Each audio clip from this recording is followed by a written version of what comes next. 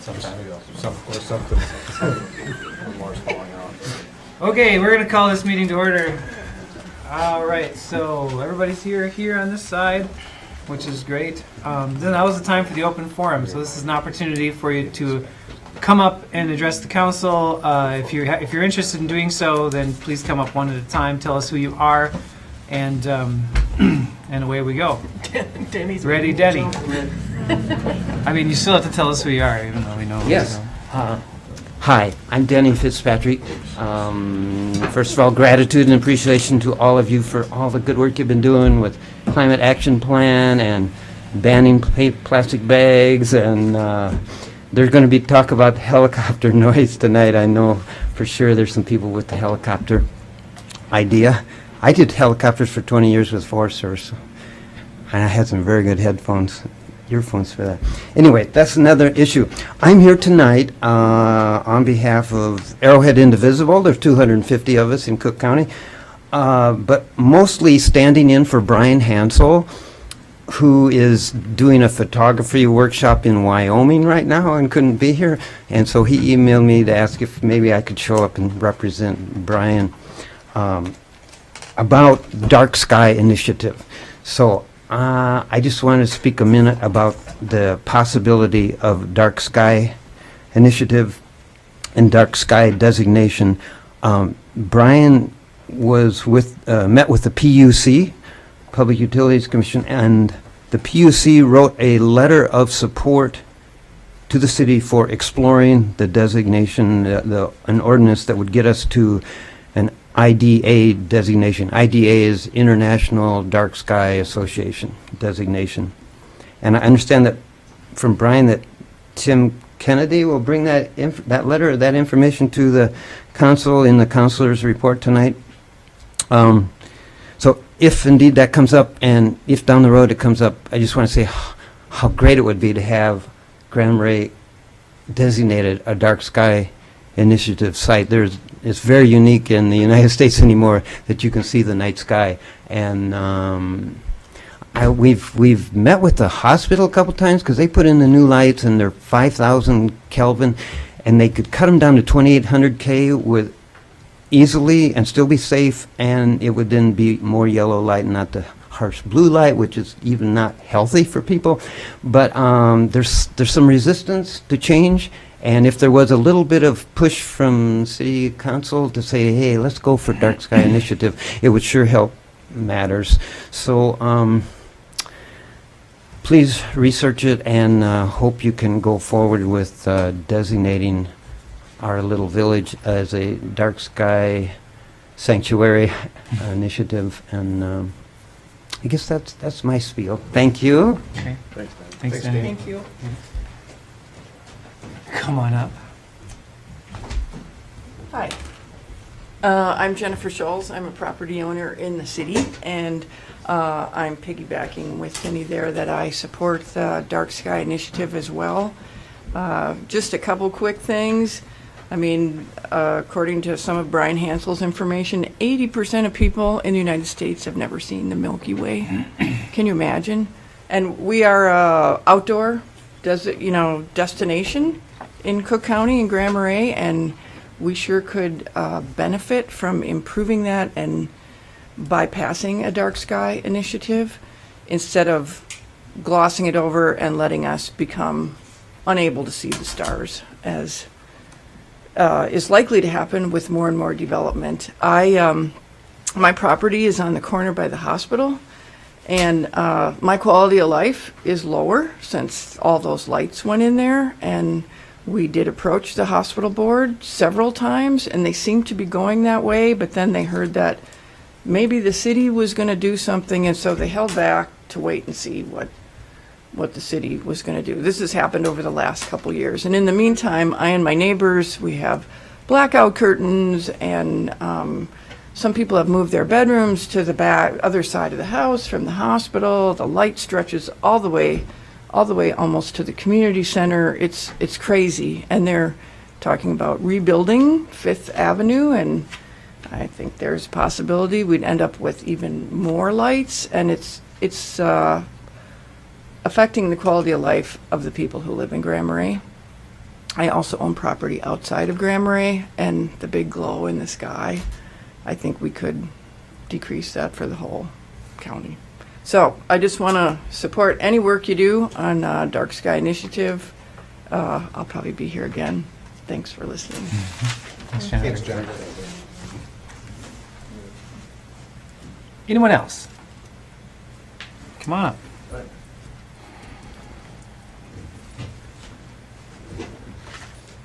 I think I know most of you. Harris Mills. I live up at Homestead. Some of you might know me as a musician of sorts. I'm here because I'm concerned about a proposal for there to be helicopter tours during the Fisherman's Picnic. And I just want to say that, of course, we're all familiar with the kind of noise that life flight makes, and of course we're happy to have life flight. Now, what I wish to point out is that this proposal wants the landing zone at what we call the Boulder Park, which is about 100 yards away from the stage in which the musicians generally perform. I don't know if any of the musicians know that they're going to be competing with a helicopter, landing and taking off, I don't know, every 15 minutes, every 30 minutes. I think another point that I'd like to make is that most of the restaurants in town now have outdoor seating, and they kind of rely on the ambiance of looking out on the lake and the serenity that provides.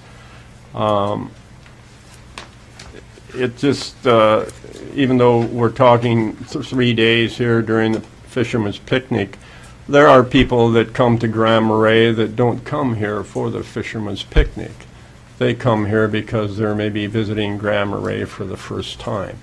And it just, I know I meet people on a regular basis that what they love most about Grand Marais is the access to Lake Superior and the serenity that view provides to them.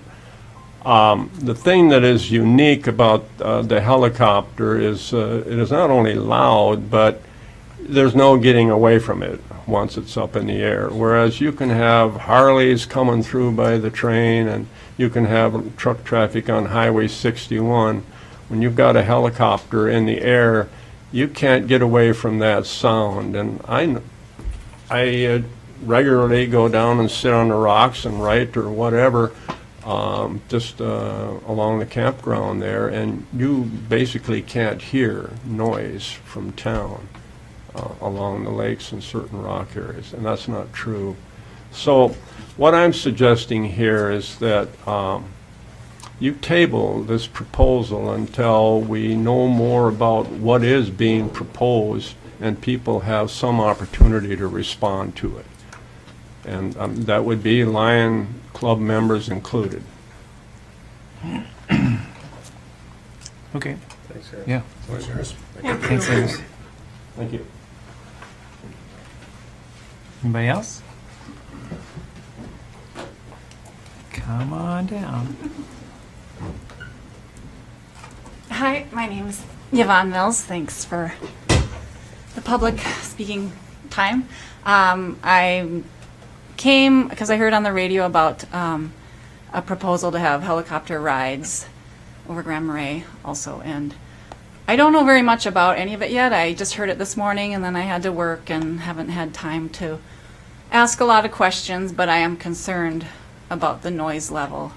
And so, not knowing much about it, you know, I don't want to just be a kind of reactionary, but I am having like a reaction. Just very busy, noisy weekend, and yeah, just concerned about the noise, and don't know the time limits or the frequency, but I also was hoping it didn't have to be decided tonight, and maybe maybe it can be talked about or get more feedback. And I understand the Lions. I'm not even sure of all the facts, but I think it's a Lions Club. And I know they do great work and are trying to earn money for good causes, I think, in Grand Marais. But like I said, I'm pretty ignorant, but just wanted to hope there's time to really look carefully about the permit issue. Thanks. Okay. Thanks, Yvonne. Anyone else?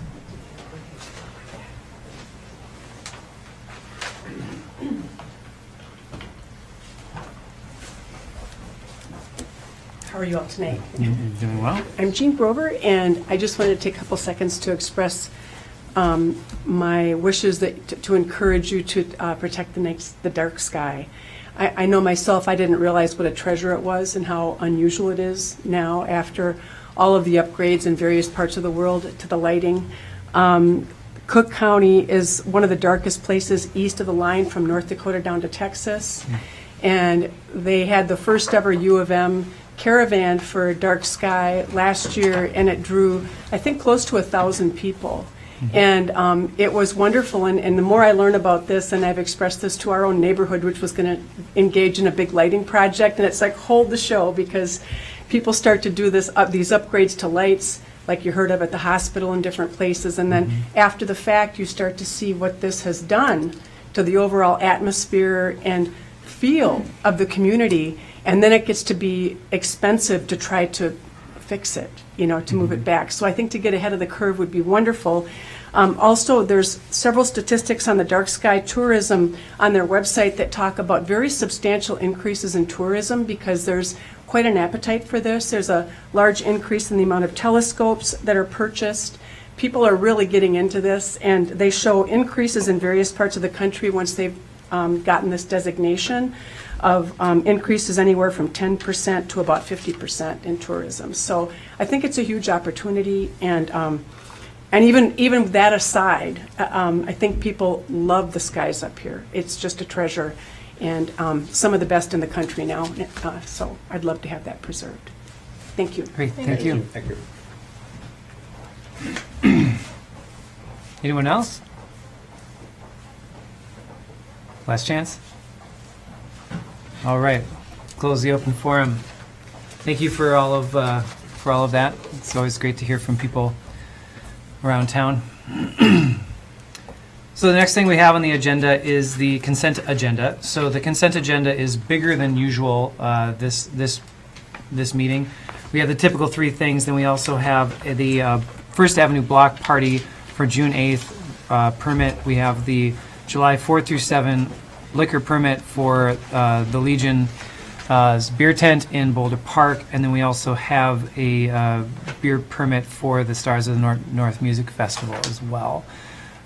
So these are all things that have happened in the past. Looking through the permit applications, there is no significant change from past years. If anyone has any interest in pulling one of those for independent consideration, you should let us know now. Otherwise, it would be time to entertain a motion for approval of the consent agenda as presented. I'll move to approve the consent agenda as presented. All right, so there's a motion. Is there a second? I'll second. A motion and a second. Any further discussion on this? All right, hearing none. All in favor? Aye. Opposed? Carries. Great, so we're moving right along. So the next thing we have is the helicopter tour concept. So for all of you guys who want to come up and discuss it, there's chairs, 4 chairs right there. Come on up, fill them in, because I'm sure we'll have some discussion about this as well. And plus, I think we just need to have we need to get some info about what's going on here. Just a clarification, Jay, are we approving their permit for use of the streets and sidewalks also in addition to the helicopter permit? Or? Yeah, as a matter of fact, if it was just their streets and sidewalk permit, we probably would have left it on the consent agenda with the rest of the permits. So we still have to approve the street and We haven't sidewalk yet, permit, yeah. and Yep. the helicopter is maybe an additional subject. Yeah, it's a new idea. Yep, and yeah, so it is important to point out that the information that's presented for the helicopter tours that we have is information from Lake Superior Helicopters, which I'm assuming you're the representative of. Yes, sir. And then, and not the permit application for this to actually happen. Is that correct? Well, there's all kinds of information in your packet. That was the Lions Club's actual application, tons of information about the event. But kind of the standard packet of information you get on an annual basis. So I don't know if you have a need to ask any questions or talk about any of that, or if you just want to move right into the new idea. Do we need to, can we make a motion and deal with the permit approval for the street use and then move into the other part? Are people comfortable with that, or do we have questions regarding that? Is that on, I assume that's on the table because it's in here, agenda action, permit approval. I don't have any problem with that, I mean, unless we want to talk about the helicopter side of it, and then we could make the motion with pulling, either keeping that or, right? Or you're saying just do the street closures and the general Lions Club ask? Yeah, and then we have more time to concentrate on what we really are here to talk about. Yeah. Is my Seems thought. reasonable. I'm assuming that there's not any significant changes from the street and sidewalk usage from past years. Is that? I think Lion Bob could tell you a little bit more. I don't think That's there's, basically correct. We probably won't have the log rollers this year down near the Dairy Queen, but other than that, I think it's pretty much all the same. But yeah, use of the streets is, the amount of the streets closure. Same as it's been in the past. Okay, so, Well, that's all right and here. Scott. Bobby, you're kind of in charge of that too, right? Well, we will have one modification after Mike Roth kindly showed me the error in my ways last year. So we will be closing off Wisconsin Street when the vendors are starting to set up. So the food vendors will not be arriving until after 5 o'clock. So we will not have that issue again this year. Okay, that's great. Thanks, Bobby. So, I mean, I have no problem with that as long as we, if there's no problems with the street and sidewalk application, then we can approve that, and then we can discuss the helicopter situation after that. So, does anyone feel strongly about that? I make a motion to approve the application for use of street and sidewalks for the Fisherman's Picnic event. All right. And is there a second for that? Second. Motion and a second. Any further discussion on this? Well, we made it pretty clear before that the helicopter conversation would be a separate conversation. So, anything else? All in favor? Aye. Opposed? Carries. Great. So we got that taken care of. Check mark. All right. So now it's time to talk about the new idea here. So I don't have a ton of information about the helicopter tours themselves, other than the stuff that's in the packet. Gene was kind enough to come and talk to me before the meeting about this plan, and we were looking at the Boulder Park area. We walked over to the Boulder Park area, which is a bit shy of the 150 by 150 square that you request, but largely we don't know much about like what your operation is, there are some concerns in the public comment about sound, about the decibels of the situation, and also the interruption to normal operations. So with those things already laid out, you were here to hear the public comment. I guess this is the time for you to, and the Lions Club to start explaining all that stuff. So. well, Jay, I think I'll leave it up to Eric here. He's the owner of the helicopter, Lake Superior Helicopter. And before we came in here, we looked over the spot, and the spot, just like you and I looked at it, it looks great.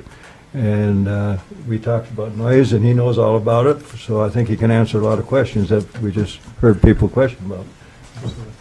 Go ahead. Absolutely. As I said, my name is Eric Munson. I own Lake Superior Helicopters. We opened up in January 2009. We're based out of Duluth at the Duluth International Airport. And we've been operating in a variety of different type of operations. Quick overview of what or who we are as a company is listed there. We operate 5 helicopters. We have 8 full-time pilots right now. We do things from fire suppression with a DNR, so dropping buckets of water on fire, to we're contracted with Lake Superior College in Duluth, Minnesota. We provide helicopters and instructors for their professional pilot program. We've been doing that since 2010, for example. Air tours, such as the ones that are going on here, we do all over in Minnesota, Wisconsin, North, South Dakota, Michigan, and Iowa this year. We actually also have a satellite facility in New Orleans, where we conduct aerial tours of the city of New Orleans. It's a little easier to operate there in the winter than it is in this climate, so need something to do. We are a approved service center is something we're very proud of, which means that we are certified by the manufacturer of the helicopter to provide much heavier maintenance than most facilities that operate helicopters. We're one of only 2 in Minnesota that are authorized to do certain maintenance on the type of helicopter that we operate. As you mentioned, the landing zone, generally speaking, we like to, and we always dream big. We always go for big, 150 by 150 roughly, or 100 foot by 100 foot with no obstacles. The particular site that we're looking at is kind of a cross between obstacles and no obstacles. With looking at it, 100 feet by 100 feet would actually be an acceptable spacing for us in that location without a problem to safely operate. When we do operate, we set up a small booth and we have a trailer with our equipment so we can secure the area. We have multiple ground crew that are stationed along the landing zone so we can make sure to keep anybody else, pedestrians and what have you, out, or just to guide them around the landing zone, as well as escorting them to and from the helicopter when they're going for a flight. Along with that, you can kind of see a general idea there of 2 people loading the helicopter, 1 pilot in the helicopter, and 1 person at the booth. Depending on the traffic, sometimes we'll have more than that. We've had up to 7 ground crew at a specific event. The one I'm thinking of specifically was in Stillwater, Minnesota. Lumberjack Days, they have a walking trail in our landing zone, and we would actually secure the walking trail as the helicopter landed. Once on the ground, we'd allow people to pass, and then secure it again when the helicopter took off, just to make sure that there was no conflicts there and everyone was safe. So an additional couple of ground crew and things for that, just to mitigate the risks in those scenarios, of course. Just a quick picture. This is actually out of Bayfront Park in Duluth. A couple of the helicopters. These are the type of helicopters we're proposing to utilize. They're not large air medical helicopters. Those helicopters are very loud. I'm not saying these are quiet. They're about 85 decibels. To give you an idea, talking like this loudly is between 65 and 70 decibels, to give you a spread of the idea of the decibel range. So if you're talking loudly in an enclosed place, you can get up to 78 decibels. Again, this will be about 85 decibels. General music, concerts like that with speakers, they're up in the 120s to 150s for a decibel range, to give you an idea where those things are at.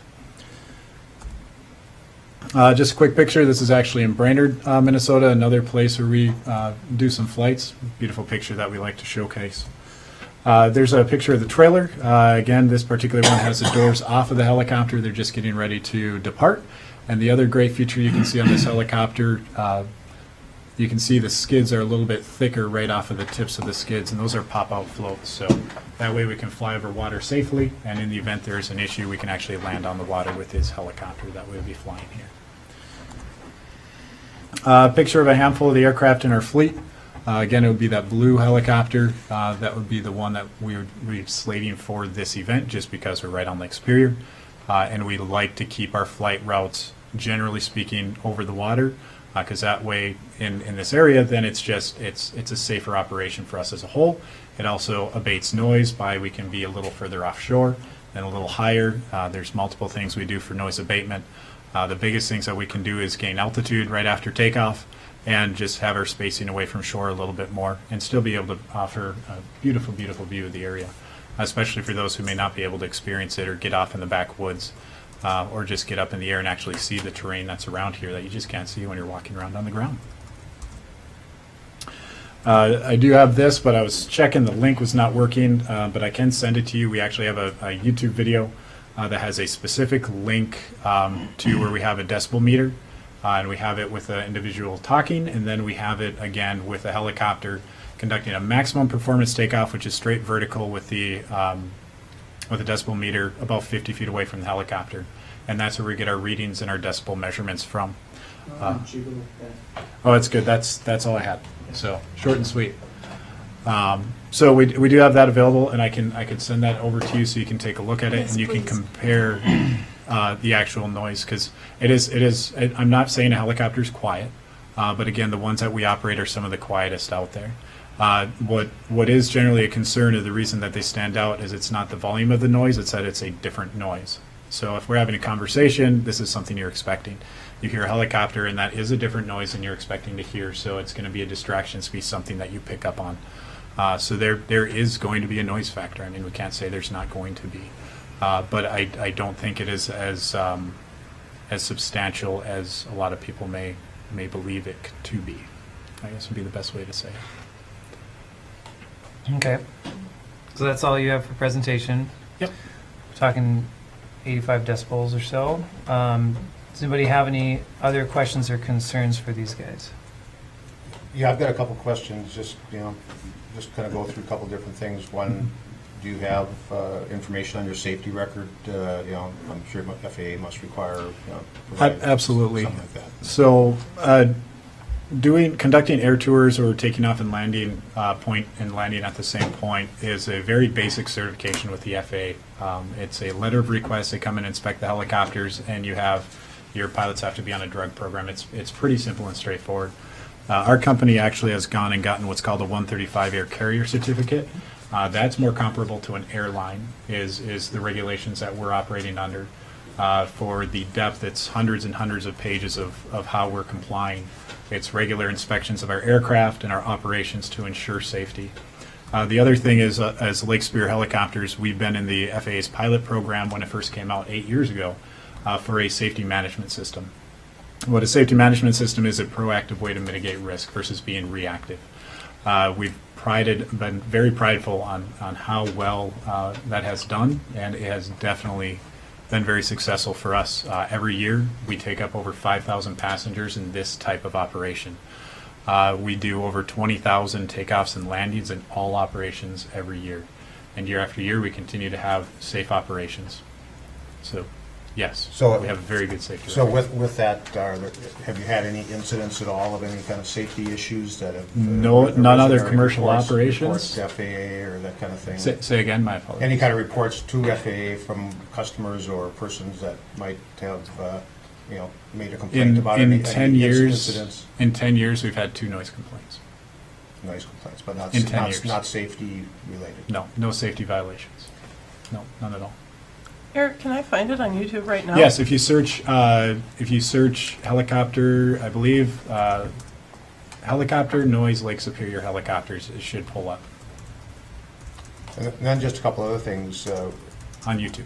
with regard to, the actual operation here for Fisherman's Picnic, do you have a schedule for the days and the hours of operation? That would have to be solidified with the Lions Club to make sure that we're doing everything. Obviously, we're not going to be operating at 7 or 8 in the morning. We would wait until people are up and active. Generally speaking, we start operations between 9 o'clock and 10 a.m. Would be a general start time. Right here. Ending time is usually at sunset. We don't operate after dark at all, ever. So, on this type of an operation. And Gene, does that fit with the Lions Club's events that go on? Other than I would kind of recommend that, like you were talking about evening, I didn't hear you, like 10 o'clock in the morning? Yep, 10 o'clock in the morning would be the soonest that we would Yeah, start. well, Yeah. We open the Fishburger stand, and he doesn't want to be down there trying to fly when there's no people downtown, and the people kind of show up at 11 o'clock, 12 o'clock. And the other piece of it is we want to have the crew and the pilots have good rest. So if we're operating until say 9 p.m., they need to pack everything up, put everything away, secure everything, bring the helicopter to the airport, come back, get dinner, and then go to bed. They need a good night's sleep and good rest, so they're on their A game in the morning. And once they get there and the helicopter's positioned at the landing zone, we do a safety briefing every morning, which takes a half hour to 45 minutes with the crew. So generally speaking, even if the helicopter landed there originally at 9:30, they're not going to be operational until 10:30 because they need to conduct the safety briefing and have everything else squared away. And it's just going through the plan for the day, approaches, departures, possible hazards, so people walking, where they're going to walk, how we're going to mitigate it. Some people say it's very repetitive to do it every day because it's the same information most likely, but we feel it's very critical to a safe operation and just to have that reminder that safety is our number one priority when we're operating. And then I think the last question, at least for me for right now, is the noise level, does it vary or differ between takeoff and landing? The time when the helicopter is going to make the maximum noise is during takeoff, because you're at a maximum power setting in the helicopter when you're lifting off. So that vertical climb out would be the loudest, and that's where the decibel that I mentioned. Did you find it? I think so. Perfect. So it should have some I don't know how good readings. it'll be off of my phone, but. Hi, and welcome to Lake Superior Helicopter. That's it. I'm AOC at R44 Raven. Wait, that's you? No, that's Adam. No. I was like, I didn't think that was The you. video you're about to see, we are going to utilize the helicopter to do a max performance takeoff. We use that maneuver to leave the ground quickly and to clear any obstacles. We are operating the helicopter at its max available power output at that time, and therefore the engine is creating the most amount of noise that it is capable of producing. We hope you enjoy this video.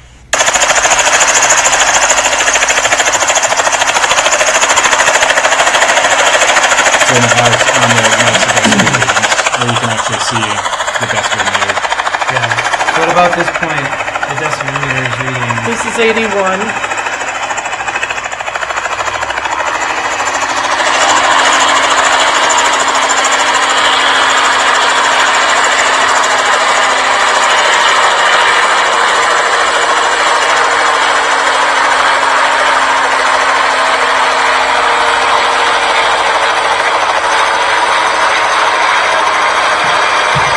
So Yeah, the highest was 81. This is just about done. Do you have any, So, do you have any, I mean, do you have any idea on what you, I mean, I suppose it's hard to say, like, and maybe you said that already, but I don't know if this is considered a smaller event compared to other places you've gone in the past for things, but, you know, do you think, you know, is it 20 flights a day, or is it 100 flights a day, or like, is there a time frame? Does it depend on what people pay for, or how does that work? I mean, is it like Depends. 15, you know, because if the takeoff is the loudest, if you're going to do an hour-long flight and you're running from 10 to 9, then you can kind of get the idea on when those interruptions are going to be. Yep. But if they're 15-minute flights or 10-minute flights, right, that escalates. So I guess I'm just Absolutely. wondering what you. We generally have a range, and it's usually a mileage that we'll do. We'll start out around 2.5 miles, and we'll go up to about 35 miles. Miles is roughly equal to minutes in the flight time. So then from that point, it depends on what people want to purchase. We have done things at other events where we target and we offer a limited amount of the shorter rides per hour to limit the number of landings in a given hour, the number of takeoffs in a given hour has been one thing that we would do. But it really does depend on the event. We'll have events that pull 2,000 people, but there's a beer tent, bandstand, and not much else to do. We'll take up 300 passengers on a weekend of helicopter rides. We'll have other events that'll have 10,000 people. We'll take up 100 passengers at 2 or 3 at a time over the weekend on helicopter rides. So it really depends on the individual event, and of course the scenery, and if it's something that's of interest to those people that are here for the Fisherman's Picnic. I'm sorry, what days were you thinking of doing this again? I missed Fridays. Days? Well, he'll be here Thursday, and I told him that Thursday was probably a little slower day, which you all know. But Friday is a pretty good day, and Saturday, Sunday should be the best. Okay. And generally speaking, if we're operating on a Friday, we would start in an early afternoon type of a time frame and then go into the evening. Saturdays and Sundays would be the full days, where typically we'd start, say, 10 or 11 o'clock and then operate, generally speaking, till sunset. So I have a couple of questions. As far as like the number of flights, I understand that's a moving target. That's something that depends on demand. But if you could say what the average length from takeoff to landing, what's the average length of those trips about? I mean, of course, it varies. I understand that. Absolutely. I'd say the average length you're talking is about 5 minutes. Okay. So, and I'm really leaning heavy towards the shorter tours saying that, and I'm giving you a really high number compared to anything that it should be. So if anything, it's going to be well less than that. Also, there's turn time on the ground to offload and reload the passengers. During that time, the engine's idled down. So it's much, much quieter when What's the sitting on the ground. typical cost of that, Eric, if I wanted to go for 5 minutes? 5-minute tour, generally speaking, you're talking about $45 to $65, depending on what you're looking to do. Okay. So, and then up to the 30-minute tours, those are in the upper about 180s, 175s. Unfortunately, helicopters are not cheap to operate. They're not cheap to maintain well, and if you want high-quality pilots, they don't come very cheap either. So, so to make the investment in the equipment and the operation and the team, we obviously have to recoup that, and also we definitely put a portion of the proceeds back to the Lions Club for each operation we do as well. So it's my understanding that the motor or the engine for the helicopter would be running pretty much constantly then, because with the shorter trips, having it idle down and then having it completely stop and then having to idle it back up, doesn't seem It depends on how busy we are. Some events after a flight will shut down and we'll be sitting there for 20 minutes, and then the next customers will decide to go, and then we'll be up again. Other events, and generally what happens is during the earlier portions of the day, so say 10 o'clock to 3 or 4 p.m., it's exactly that. We do 2-3 flights an hour. Then you get around to, say, 5-6 o'clock, and then you run steady for, say, 2 hours, and then it dies down again. That's what we generally see as a trend on the events. All right, so it's good. That's good clarification. A couple more questions that I have about it. So you've obviously seen the spot out there. That spot is populated by a number of, fist size to couple inch long rocks, and I've been privy to a number of helicopter takeoffs in sandy locations that are not super fun for people who are around them. How much of those rocks are going to move with the downward thrust of those? Absolutely. That was a great question. That was something that when we went and checked it today, we wanted to identify and make sure or see if there was an issue there, if there was a method to mitigate if there was. Taking a look at the site, like you said, if it's sandy, we blow up sand. That's a definite thing. And the sand will go out about twice the diameter of the rotor system. And then there's something that they call a jet wall. That's kind of where the sand would stop blowing. So rotor system's 36 feet. So you're looking about 80 feet past that we could potentially blow out the sand. With the rocks that are there, there's really fairly minimal on the sand aspect. It's larger rocks, like you said. The helicopters that we're flying are small, and they do not produce enough downwash to be able to even really wiggle those rocks. We'll land on stuff as small as P rock, and we don't really have issues even with this P rock type size rock. Okay. So it's not as like an air medical helicopter. Those larger helicopters, you're trying to lift 8,000 pounds in the air. These things are 1,500 pounds, to give you an idea. So there's a lot less lift required and a lot less movement of air that we need. It's also why they're quieter.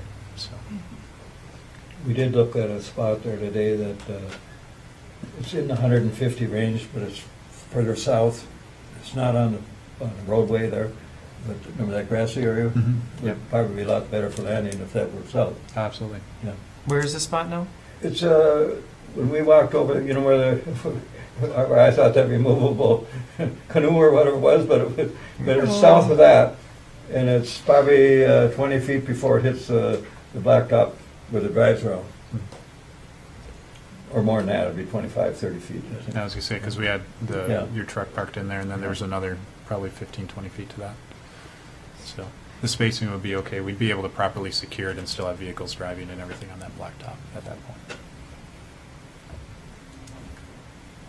So you mean like actually part of the parking area in? I guess not I'm part of the confused same about what section. part of blacktop you're talking about. It's just a little closer to the No, blacktop we're section. close. I'm just talking, we're close. You wouldn't be on the blacktop. There's that, if you come in there, you turn to the right to go around the one way of The loop. the loop. Is that where the tent was going to get set up for the? There's a section of grass that's Yeah. kind of mucky if people Closer to drive through there. cobblestone?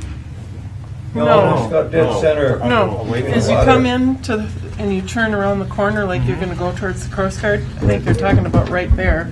There's a tree there that this winter just about got destroyed by the ice. Yep. So it's right in that area as you come around the corner. But still in the Boulder Park area. Yeah. You're getting to the part of this conversation where it might be Yeah. useful to point out that Chris and I are going to recommend you don't approve this tonight, but if you're interested in doing it, Chris has suggested that we develop a specific license to allow this use. Yeah. We want to talk about insurance requirements, which I'm sure you've got covered, and then we develop a map that's a little clearer about just what exactly area is going to be fenced off. And so if you're thinking about doing this, then let us work with them a little bit, bring it back to your next meeting with that license and some better information about the site, and then I think that'd be a great idea. I think that's a great idea as well. I do have one more question of the concerns that came up in my own head about this, and the flow of traffic, or people traffic around the Boulder Park area for the Fisherman's Picnic weekend. Now that space that you identified there in Boulder Park, it's plenty long, but it's not the full width that you usually request. Is that Measured, correct? it's 150. It is. Wide as from the boulders to But the yeah. harbor breakwall? Remember I mentioned you, That's close. That's- Yeah, the width is like 100 Yep. feet. well, if you, their issue, I mentioned right? the light pole, maybe we ask you to take the light pole off, possibly. But Eric and Adam, the fellow I've been talking to, say that's not a problem. When we give our general dimensions, when we're talking obstacles around it, we have operations that there are 150, 200 foot tall pines all the way around the landing zone. And as soon as you get to that 150 plus foot obstacle, that's the kind of obstacles we're talking about when we need the larger space. The light poles, they're 20, 25 feet high. They're not anything that we have any major concern, because it's all about the approach angle coming into the landing zone, which we'd still be able to maintain coming in for the set down. And quite frankly, it's more of an efficiency thing on our end, so we can get down to land versus coming in very slow and vertically onto a spot. The reason I ask it is not necessarily about the safety of the landing and such. Like, I have a lot of respect for helicopter pilots and what they can do with their helicopters. I'm not there, probably won't ever be there. Don't have much interest in doing that.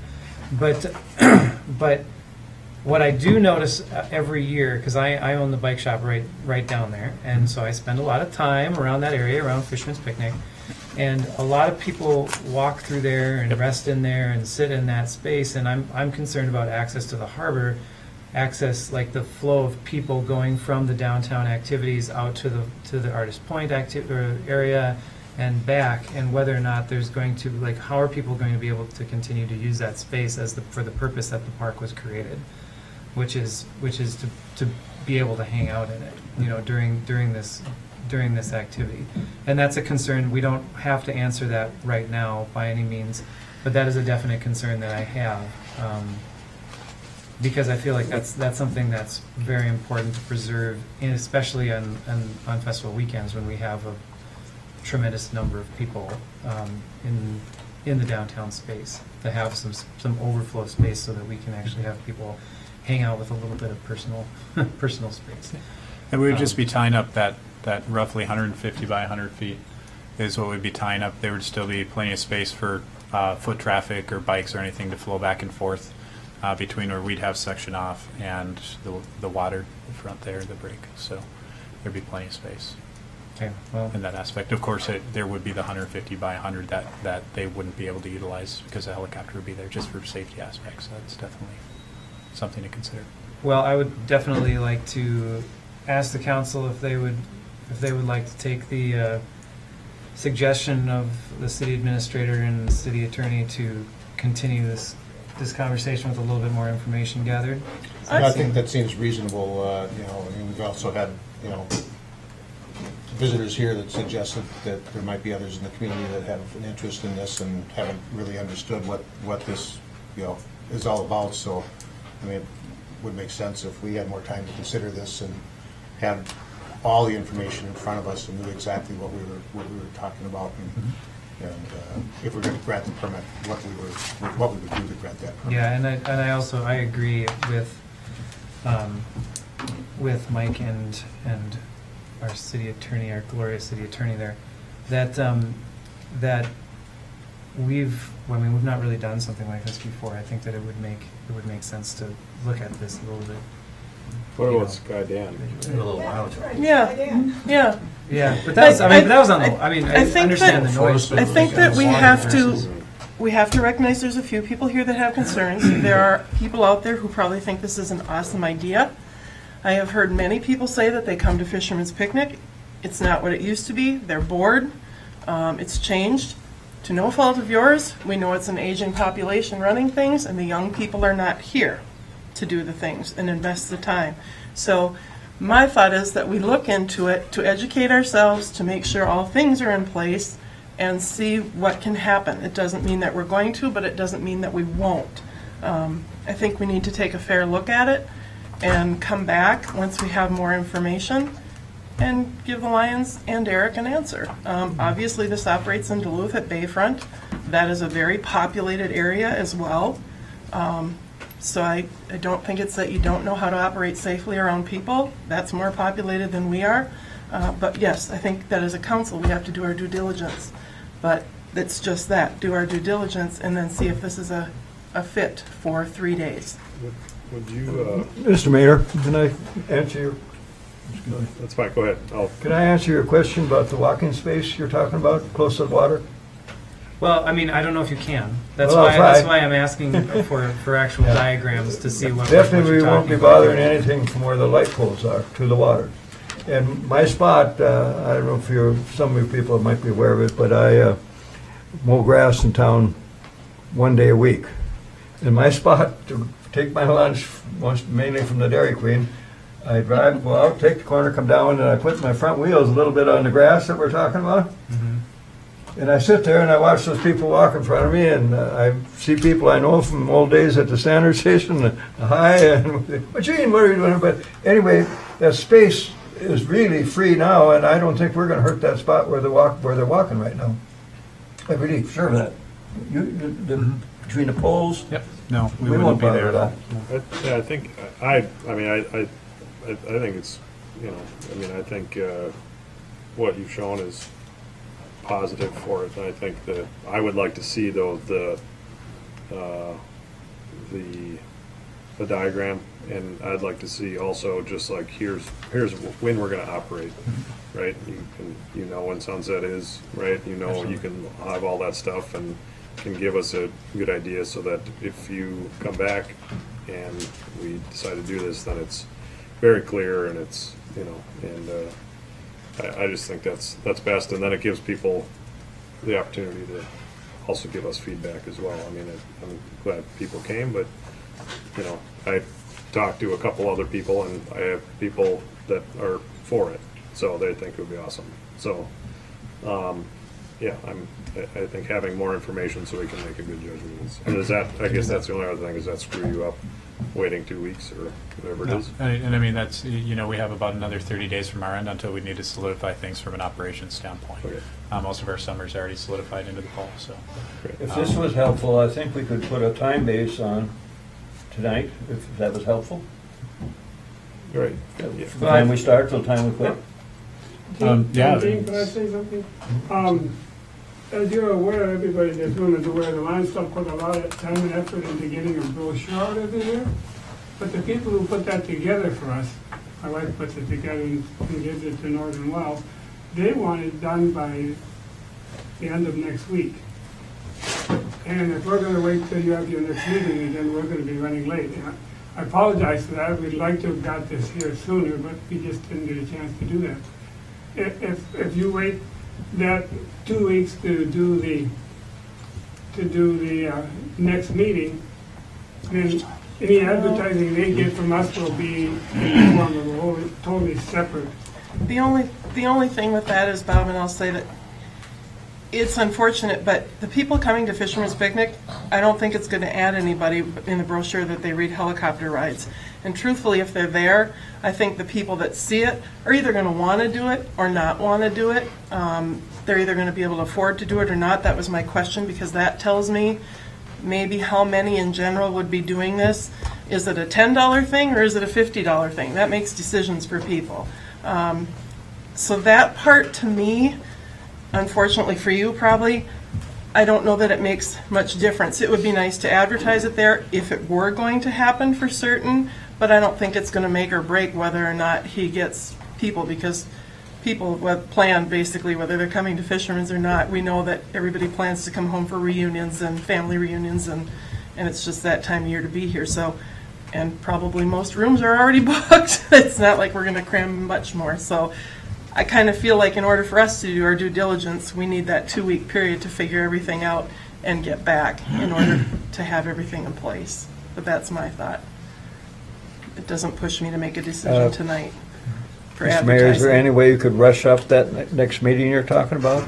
Change it? No. Our meetings are scheduled regularly, so that's the way we do it, so that people in the community know when our meetings are going to happen, and so that we can schedule them ourselves. Have the schedule made sense of.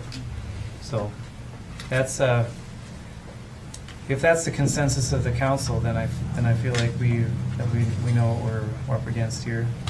Does that sound about right? Yeah, I guess I think that's best. I'd like to just see that, similar to even the little beer tent drawing that we got in our packet too. Just simple, like actually in place of what, I understand your diagram, but let's see an overlay over where you're talking. If you're up here and you can just measure and take, figure that out and exactly where you want to be, and you think it'll work and then be able to operate the safest, show us that, give us the hours.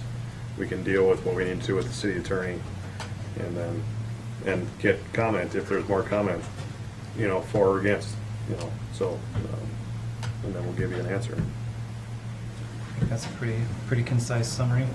Does that sound about right for everybody? Yeah. All right. I'm happy with that. All right. Good So- business card. My wallet is actually sitting in the aircraft at the airport. I was walking over here, and we were going to get a Coke, and I was like, wait a minute, it's in my jacket.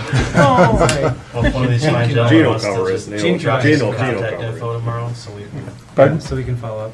can get on top. Absolutely, and I can have all the insurance information, and I can actually have that diagram over to you tomorrow. So we make those all the time anyway. So it's just. Would you email it to him? Yep, I can absolutely email. In fact, if I could just get an email to send it to, I can send it all tomorrow, and you can have all that information. And say you should Perfect. talk to Great. Thank you. Thank you very much. Thanks for coming up. All right, yeah, thank you very much, guys. Thank you.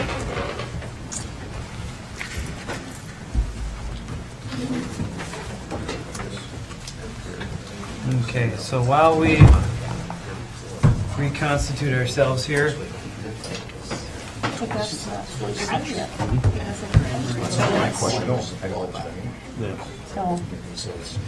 so the next thing on the agenda is 2 items from Soil and Water Conservation District. So I believe we have a representative from said district to discuss 2 projects with us. First is the 4th Avenue Erosion Control Project, as mentioned in your packet, and the other one is a MOA, a Memorandum of Understanding for a cost share for the 2nd Street, 2nd Street, 2nd Avenue project that we had previously discussed in previous meeting.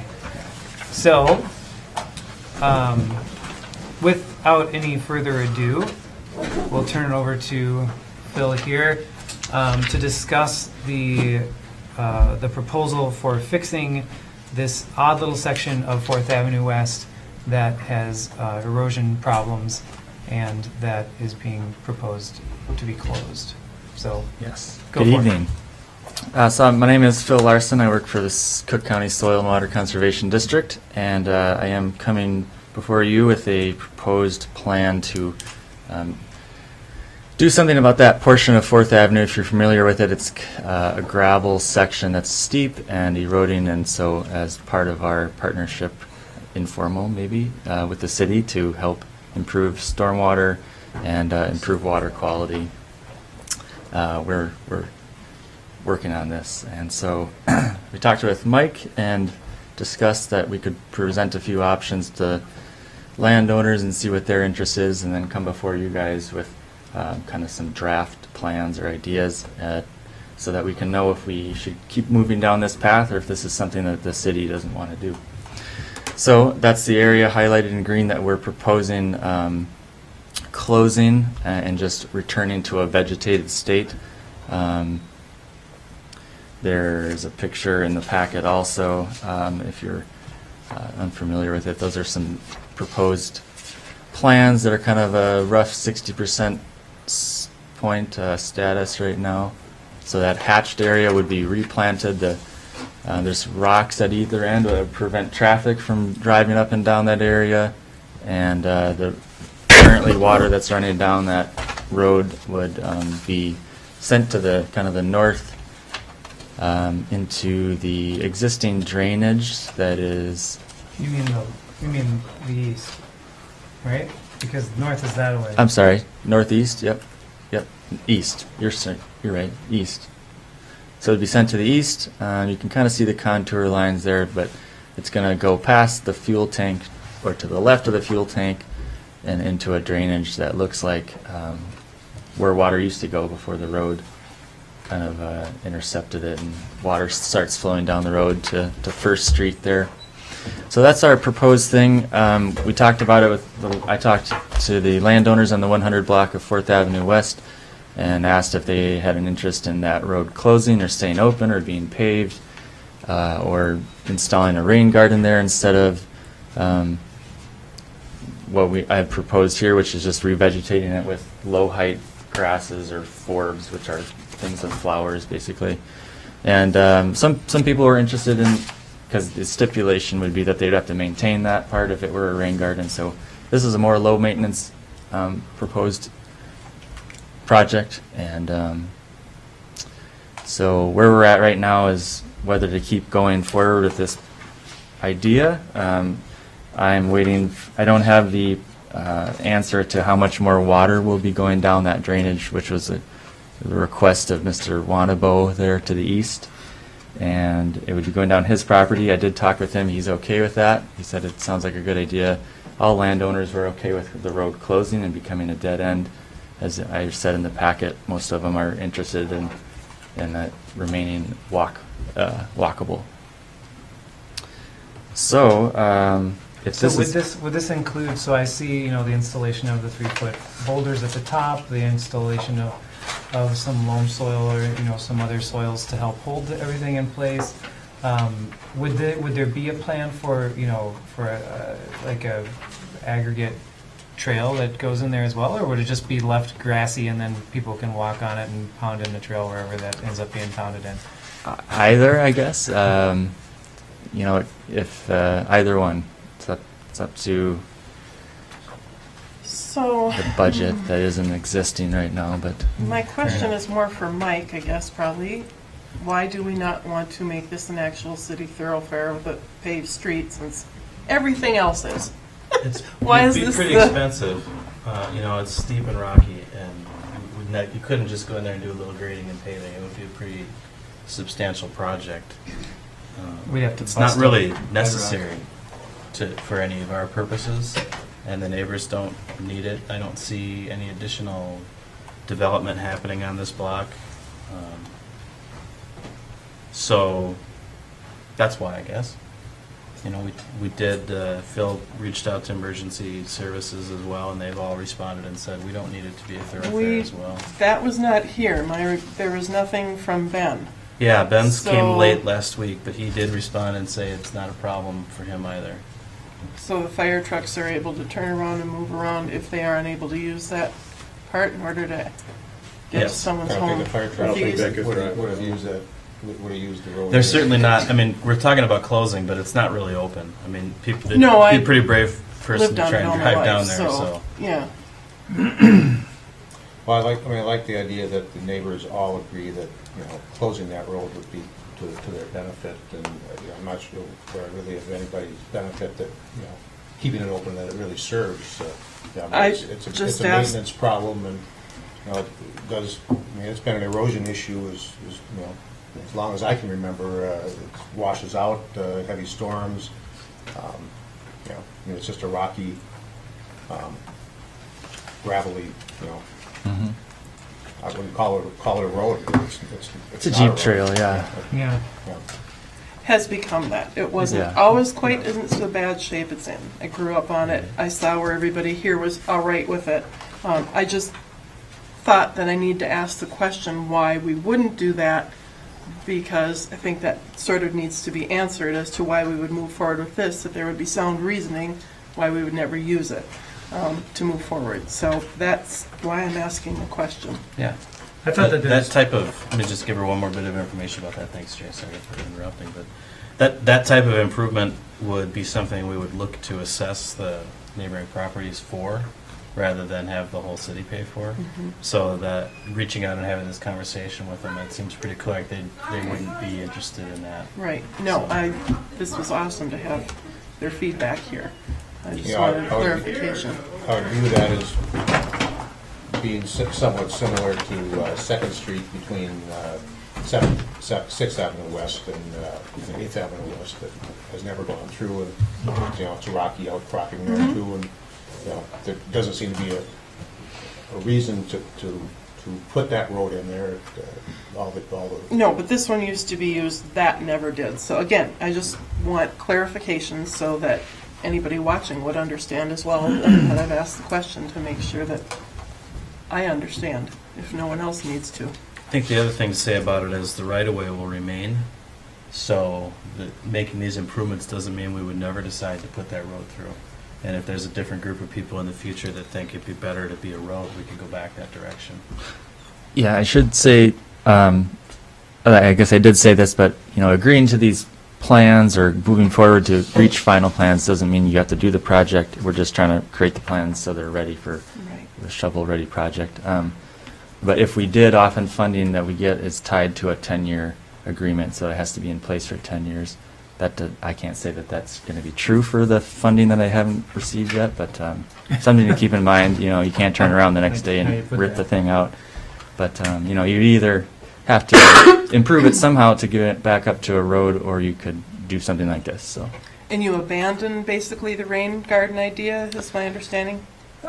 I think it just, I think we can achieve something beautiful here without having to have something maintenance intensive. And, people were supportive of it, but I think something that's, anything that's less maintenance would probably be desirable. And so. I think that looking at this proposal here, I was really impressed with the amount of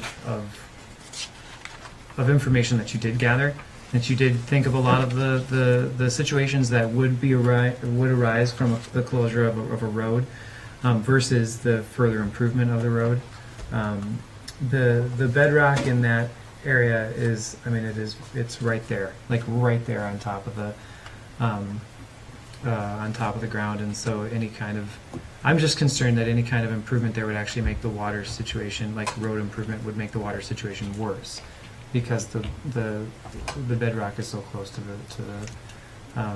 the surface of the road. Like you said, you don't have funding for this yet. This is something that would be then sought. Funding would be sought for. So we're basically just looking at a concept. We're looking at supporting a concept for this road closure. Obviously, then we would have to go through a closure of the road to get that legally done with the city, go through that process, and then... There's no process. There isn't? We're I not thought gonna we've done that before. You're not abandoning Yeah, it. but we won't be Oh, we're not vacating that right away. abandoning. Okay. We're vacating. I'd make a motion to, whatever we need to do, keep Phil going. I would just request. Can you Yeah. be a little more specific? On this project, I think it's great. I think I think that that was all the enough. input that you got from the landowners, Yeah. the rain garden thing, and the idea behind this, I think the hardest part is probably gonna be how do you get the soils that you put on there to actually stick to stay. So, but, I don't know if, Gorilla sediment glue. logs are gonna cut it. Sure. Yeah. Just, I It's don't know. good. Yeah. But, if it's a series of retention or something, I don't know, but. So he's making a motion, so Phil, if you have any suggestions for how he should formalize that motion, then you should probably say them right now, because we're going to go for a second in a second. Sure. I guess I'm requesting to continue developing these plans as they propose them, as it's proposed right now, and with the, it's short, isn't it? That was enough. With the idea that I come back at a meeting in June to get the final stamp. Do I have to come back? Maybe I don't have to come back. I think you Well, probably will have to come back. Okay. Are you going to be done in June? Yes, Great. I sure hope so. I Yeah. couldn't imagine why I not. like the idea of the grass and stuff. Actually, I've got some really great wedding pictures from right at the very top of that hill Wow. before it decreases in the fall. So it's a very nice spot for that, in case nobody else knew it was. But I just wanted to do my due diligence of finding out things, so I like that idea. I don't mind even having some sort of walking path through there, you know, whether it be some sort of rocks or dirt or whatever, that kind of like, here, stay off all the grass, because otherwise everybody's Yes. going to be everywhere, and here's where we would like you to be. Yes. I think would be nice. So we have a motion. Sorry, I let that one get a little bit out of control. We have a motion for supporting the Fourth Avenue vegetation project here. Is there a second for said project? I will second it. Second. Okay, motion and a second. Any further discussion about the Fourth Avenue project as support Stormwater for? improvements. Thanks, Soil and Water. Yeah. Just an informal partnership, but they obviously took a lot of initiative here, and they've developed this idea really well, I thought. I walk that route just about every Sunday when I go to church with my son, and you know, sometimes it's kind of treacherous. So it's, you know, I do think that it'll be a very nice little thoroughfare. Anyway, anything else? We have a motion and a second. Or all in favor? Aye. Opposed? All right, carries. Okay, so one down, one to go. Yeah. So the next one is a memorandum of understanding for the project Second Street, Second Avenue. This is something that we've discussed. This is stormwater improvement that would be a partnership between the City of Grand Marais, Cook County Soil and Water, and also MnDot, right? Because MnDot would be the ones that would be. No, we'd be doing this before the MnDot project starts. Right. I always get the timeline for this messed up because there's so much stuff going on. But what you're looking for, so the project itself is to increase the size of some of the drainage culverts so that it can handle the additional runoff. And the total cost we're looking at for this is $164,200. The grant funding that the Soil and Water District has been able to get is $154,200, which leaves a $10,000 matching funds input from the city. It's going to be a little more than 10. If you remember the numbers, more like 170 when we opened the bids and you approved it last meeting. This is just to access this chunk of the grant funds. And there's about $240,000 in grant funds. So we're going to use this chunk of it here. We're going to access the rest of it with a separate agreement to do other work during the Highway 61 project. So please approve so we can get this money and get started on the project. So I does would that make a motion to approve the memorandum of agreement for the City of Grand Marais, stormwater sewer for Second Street and Second Avenue project funding. there's a motion? Is there a second? That bad, more precise. I'll second that. Motion and a second. Okay, any further discussion? So is my understanding correct then that since we have the $250,000-ish of grant funding, that the amount that the city is still putting into this project is still around the $10,000 range? It's going to be a little more than that. It was 171, I think, was the number, right? Okay.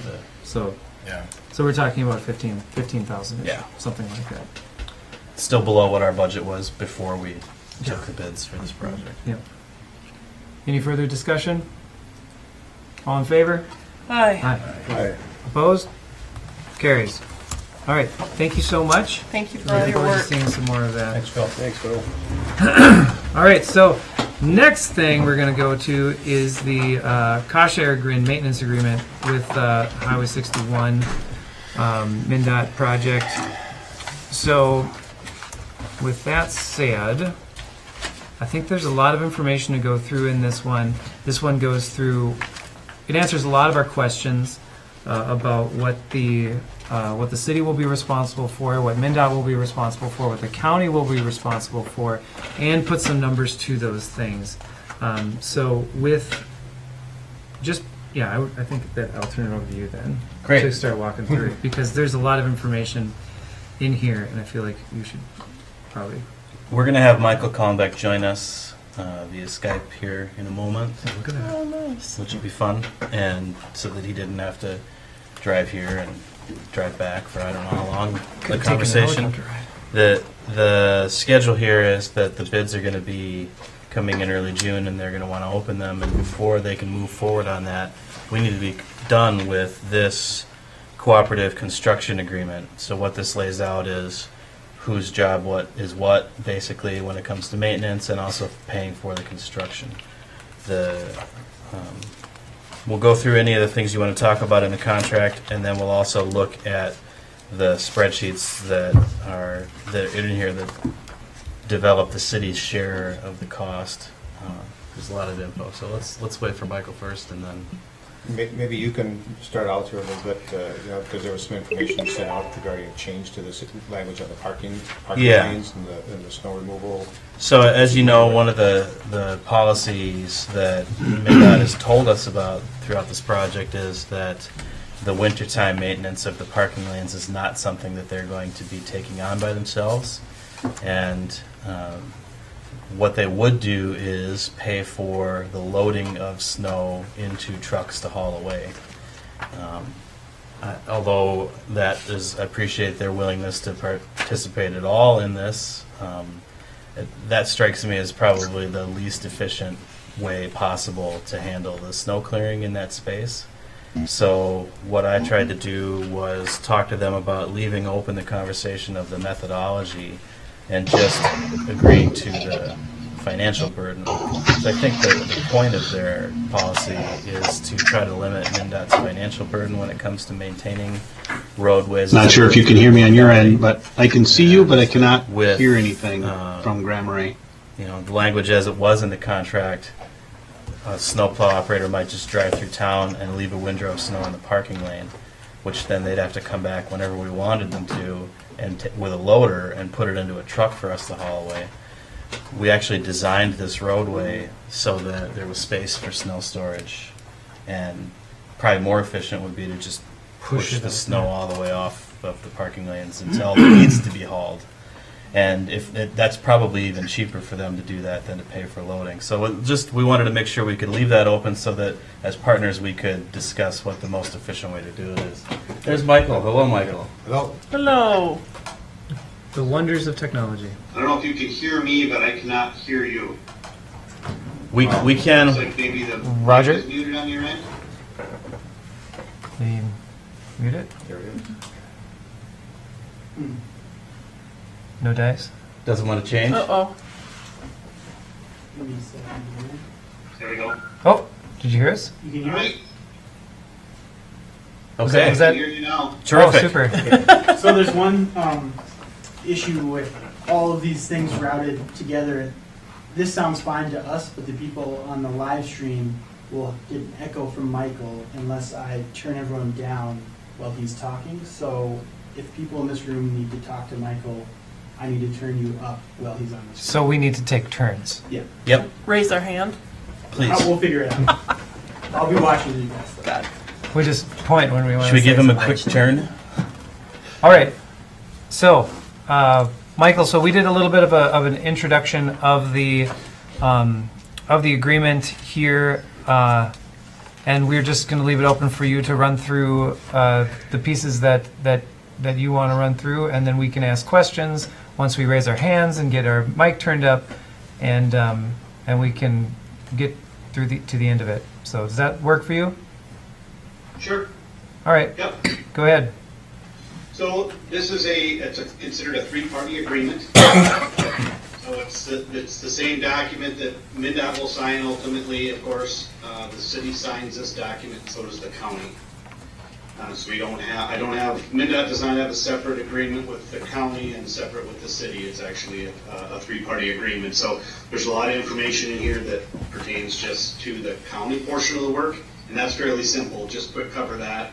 That is in regards to the new traffic signal at Broadway Avenue. It's a county.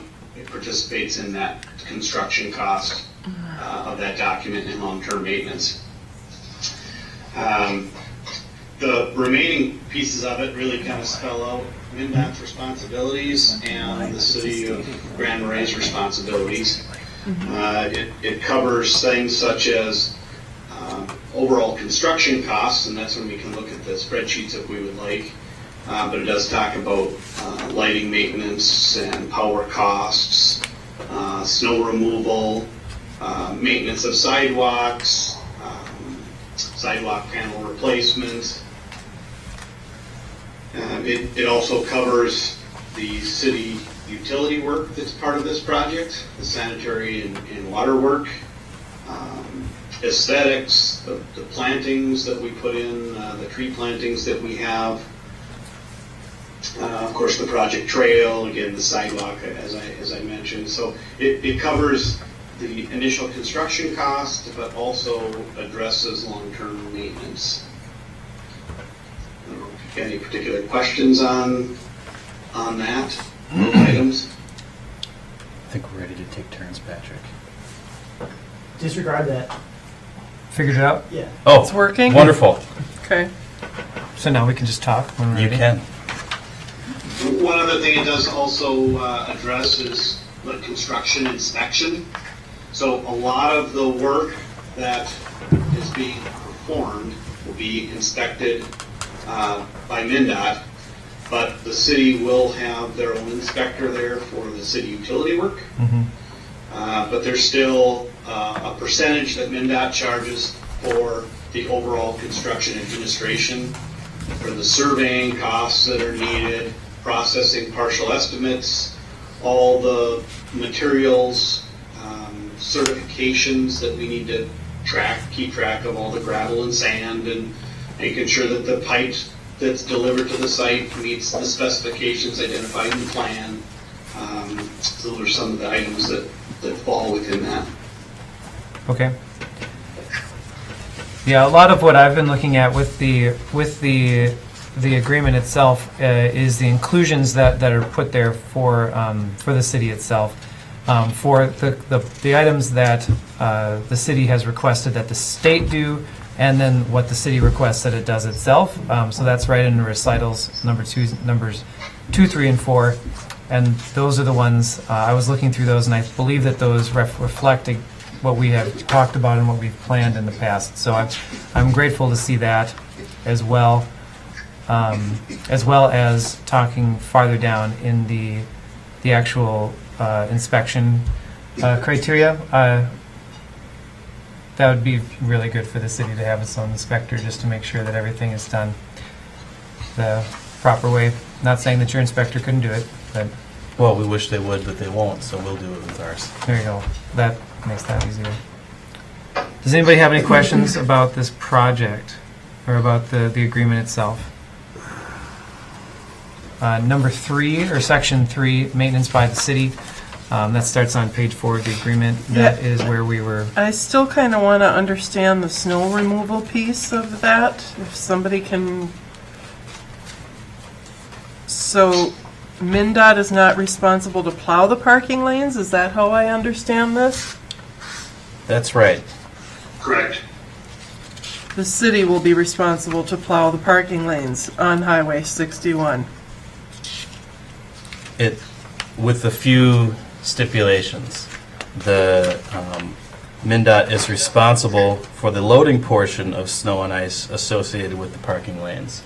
So that could potentially, if we're talking about hauling every time there's a plowing event, be a substantial amount of work.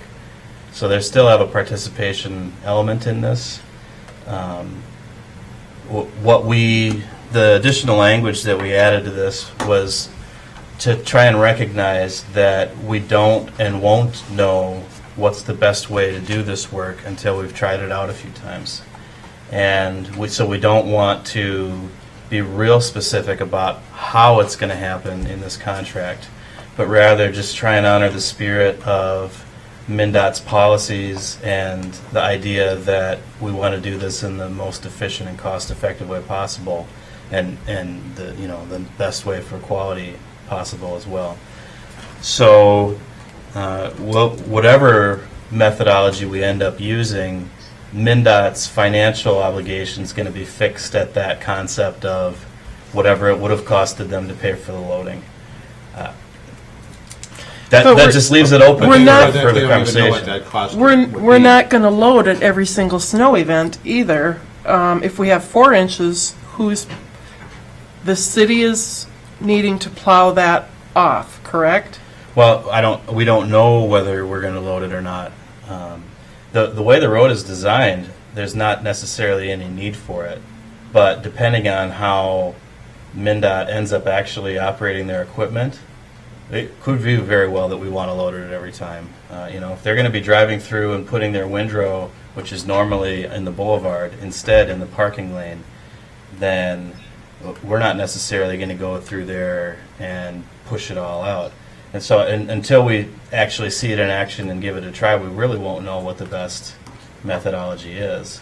Well, that seems like the situation, because we've never had this relationship with MnDOT in terms of working with Highway 61, and them plowing and removing, or us plowing and them removing, and I think until we get into the situation of actually experiencing the storms and the types of events that happen, I think we're going to have a hard time just figuring this. Two Harbors just went through the same issue, right? They've had their lane changes. They have the setup of what we're going to be very, very similar, if not almost the same, correct? Well, I would have thought so. The difference is that they didn't do a reconstruction project, so MnDOT's requirements for their participation in the maintenance of the parking lanes were not triggered, whereas they are for us. So I tried to draw that same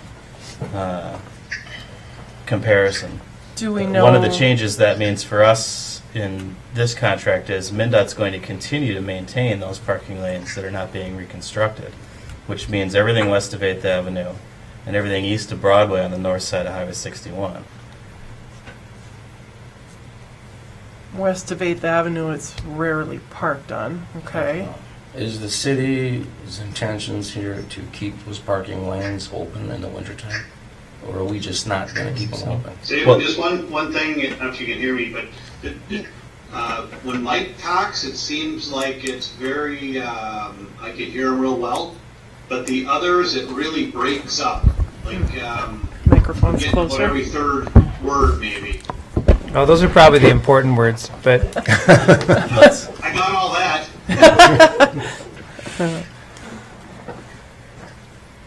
So Michael, well, I don't know if you want to repeat that, Craig, just to make sure that it's not really a question for Michael, but it's a question for the city.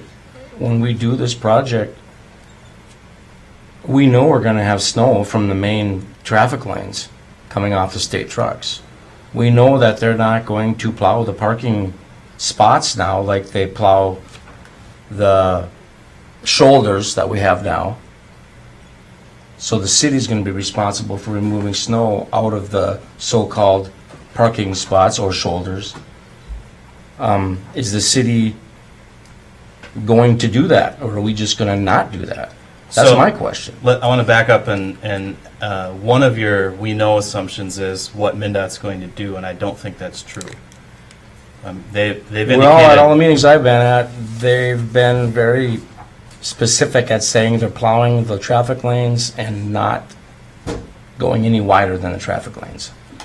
Is that changed? Then we need to clarify that. I mean, their contract doesn't say.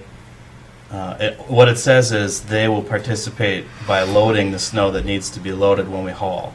If we load and haul, that's my question. Right. Are we going to do that? That'll be up to the city to decide. So just your first question is, will the city be maintaining those? Will we be clearing snow all the time? That's a service level that the council gets to set every winter. You can change your mind if you want to. Okay. My assumption is you're going to want to have that snow cleared. Just I would like it is hope now. so. Well, I'm hoping so, but I'm kind of hearing rumblings that maybe we're not gonna. So I just want to clarify. That's why I brought it up. I mean, I think those businesses are going to expect that those parking lanes are cleared, because, from 5th Avenue West or 8th Avenue even 8th West. Avenue even. West, there's parking that takes place on those, on the highway, I mean, all the way to Broadway. I mean, think of North House. Well, I mean, I think all through town, I mean. Well, you know, exactly, I mean, but I think that we have to. I think that's a responsibility that we need to do for our citizens and visitors, businesses. I'm not willing to accept the assumption that what MnDOT's actually going to do with no conversation with us at all is leave a windrow of snow in the parking lanes every time they drive by. That just seems crazy to me. Even though it's our responsibility financially to take care of most of the maintenance of those parking lanes, I think there's a better way to do it than that. And as long as we have this language in the contract, we can continue to work with MnDOT as partners on what's the most efficient way to actually conduct this activity.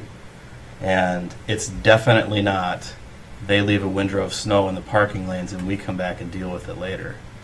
So if this is just a question of resource allocation, I think that we can continue to have that conversation with MnDOT. And we're not going to figure this out necessarily before things happen. It's going to take a few iterations before we know for sure what the best way to do this is. So this language in 3.1, where it says, this means either MnDOT provide a loader and an operator in coordination with the local's efforts and resources when parking lanes are being cleaned, or MnDOT will reimburse the local for their operator and loader at invoice pre-approved rates. Yes. So that language is still in there, that wasn't adjusted as part of that Well, it hasn't amendment. been, although we don't have to have that language in there. I think it's still useful because it kind of sets a pretty clear idea of what the financial cost MnDOT's willing to contribute is. And it's not a fixed number. It's variable depending upon how much snow there is. And it doesn't say here, we're not going to haul every time it snows. We could very well haul every time it snows based on this language, which means MnDOT would be responsible to provide us with an operator and a loader every time it snows if we think that hauling is the most efficient and effective way to deal with that snow. I have to believe that's not true, but we're leaving that open as a possibility anyway.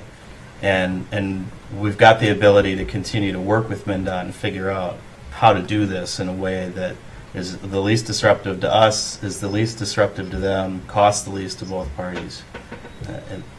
So, Michael, it does can't that be just drive through and leave a pile of snow in the parking lanes. Michael, does that ring true with what your understanding and what MnDOT's hope is for the development of this partnership? That this partnership wouldn't be then, that it would be an ongoing evaluation and would be open to that kind of flexible co-working so that we could find the most efficient way of completing this? Because the language in 3.1 does seem, at least seems to me, that what's being said is that there's a set, like there'll be a pre-approved rate for a specific service. And I want to make sure that we're all on the same page saying that yeah, there's a certain amount that MnDOT will put into this, but that could be for a different type of service. Yeah, so Mike, I don't know if they're looking at the one, so Mike and I and Dwayne, Mike Roth and myself and Dwayne Hill had discussion last week to get some additional language added to make sure that we had some flexibility.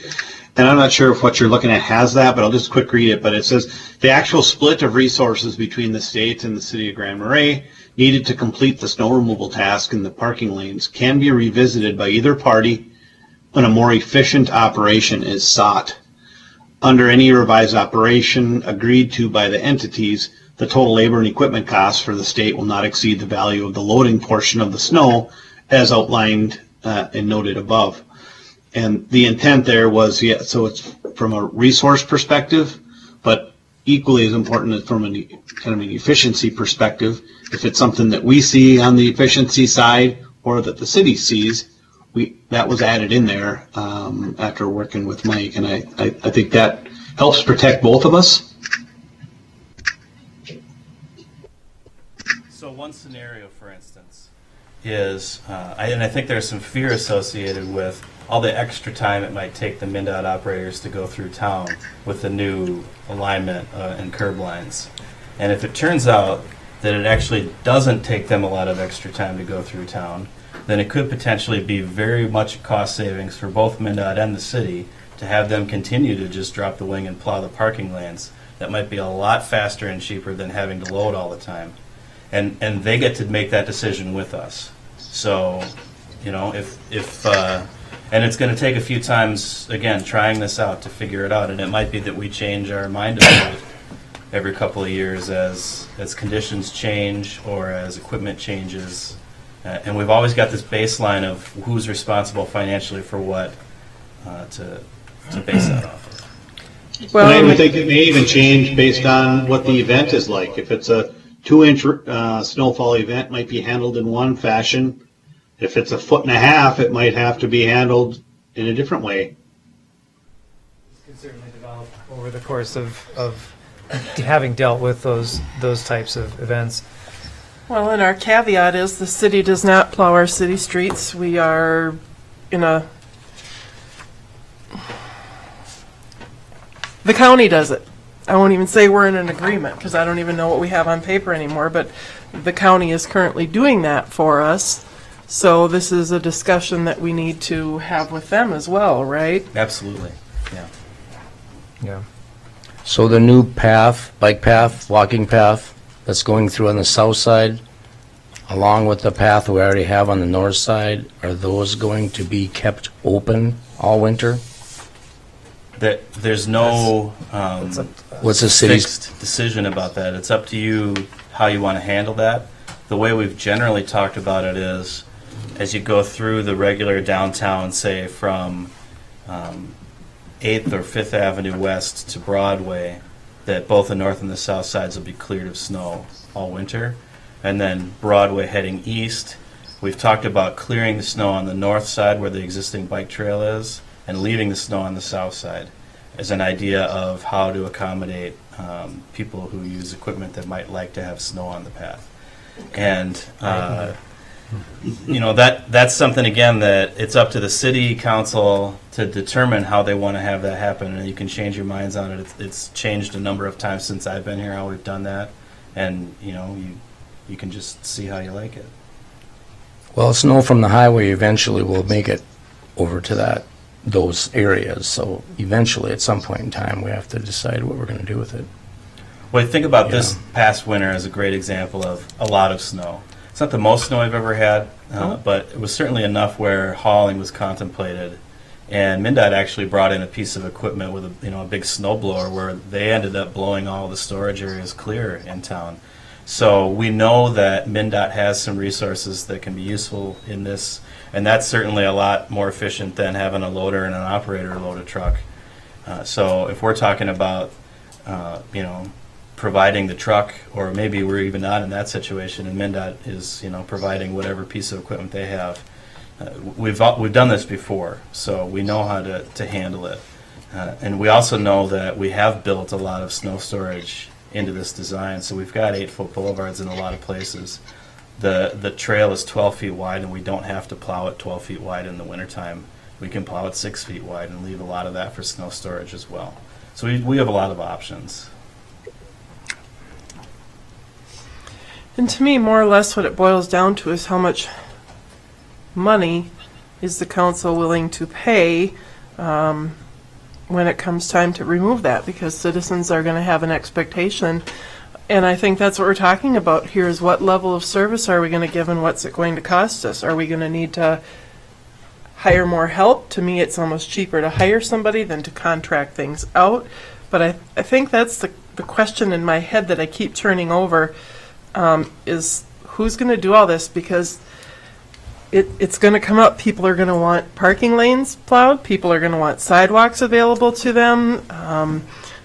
Fat tire bikes move in the winter. They're going to want to be able to. That will come ahead. So I think for me, that's the biggest piece here, is how are we going to solve that issue? Because it is going to come down to dollars and where we spend those dollars or how we spend those dollars. So I think that's what more or less our citizens and people are really worried about. I think the bicycle and pedestrian paths, we already have a history, and I think we have an understanding. We have equipment and are able to do that kind of thing. I mean, it's the parking lane that we're unfamiliar with how to deal with because we've never had that kind of relationship Right. with MnDOT in terms of us taking over at a certain point, but not really knowing kind of where that point in and what happens when it's a small snow event or a large snow event. And I think there's going to be a learning curve to that. And I think we're just going to have to accept that our street department is going to have to be in communication with MnDOT and their crew to work out the best circumstances for getting that snow removed, because I think the expectation is going to be that snow is taken out of those parking lanes and that those parking lanes are available. So, Michael, it seems like you feel comfortable with the language that was proposed, the additional language that was proposed, that paragraph that was put in there. Mike, you obviously feel comfortable with that because you've been proposing or advocating for it since we started this conversation. So, for fear of seeming cynical, is this actually a realistic thing to expect of MnDOT? That we could be able to revisit this conversation on a annual or semi-annual basis to make sure that we can get this done right? I know that during the process, the reason I say that is that during the process of design, we had some of the operators actually come to some of the meetings, and they were the ones who called out some certain things about the design, saying like, our plows won't fit down your lanes, like let's work on this design a little bit more. And that was, one of the first times that we had that connection with the operators themselves. Is this a realistic expectation to say that the city is going to have this kind of a relationship with MnDOT, so that we are able to actually iron those things out? And I feel pretty good about this language. I just want to be clear about that as well. I just want to make sure that we're all looking at an arrangement that we all can actually keep our part of the agreement for. Yes. So part of the discussion and why we had Dwayne Hill, our district engineer, involved is, it may be it's going to have to come from leadership in the district to ensure that cooperation takes place, likely. But that is in place, and Dwayne is comfortable with the language as well. So I think that I think we're setting ourselves up for success with that. Questions about that, or about any of the city participations here, the city responsibilities, maintenance by the city, anything like that? I really think we're going to learn a lot more about that in our conversations with the county and our street maintenance agreement with them. That has a much bigger opportunity to change the way that we're providing service than this does. And this will be a wrinkle in that conversation, but I think as we go through that process, which should get started in June here, then we're going to know a lot more about what our street department's responsibilities look like and the type of crew and equipment that we're going to need to get them done. Fair enough. Shall we? Is there any more about that, or shall we move on in the agreement? It appears to me that the next area that we need to discuss then would be the city cost and city cost participation in this.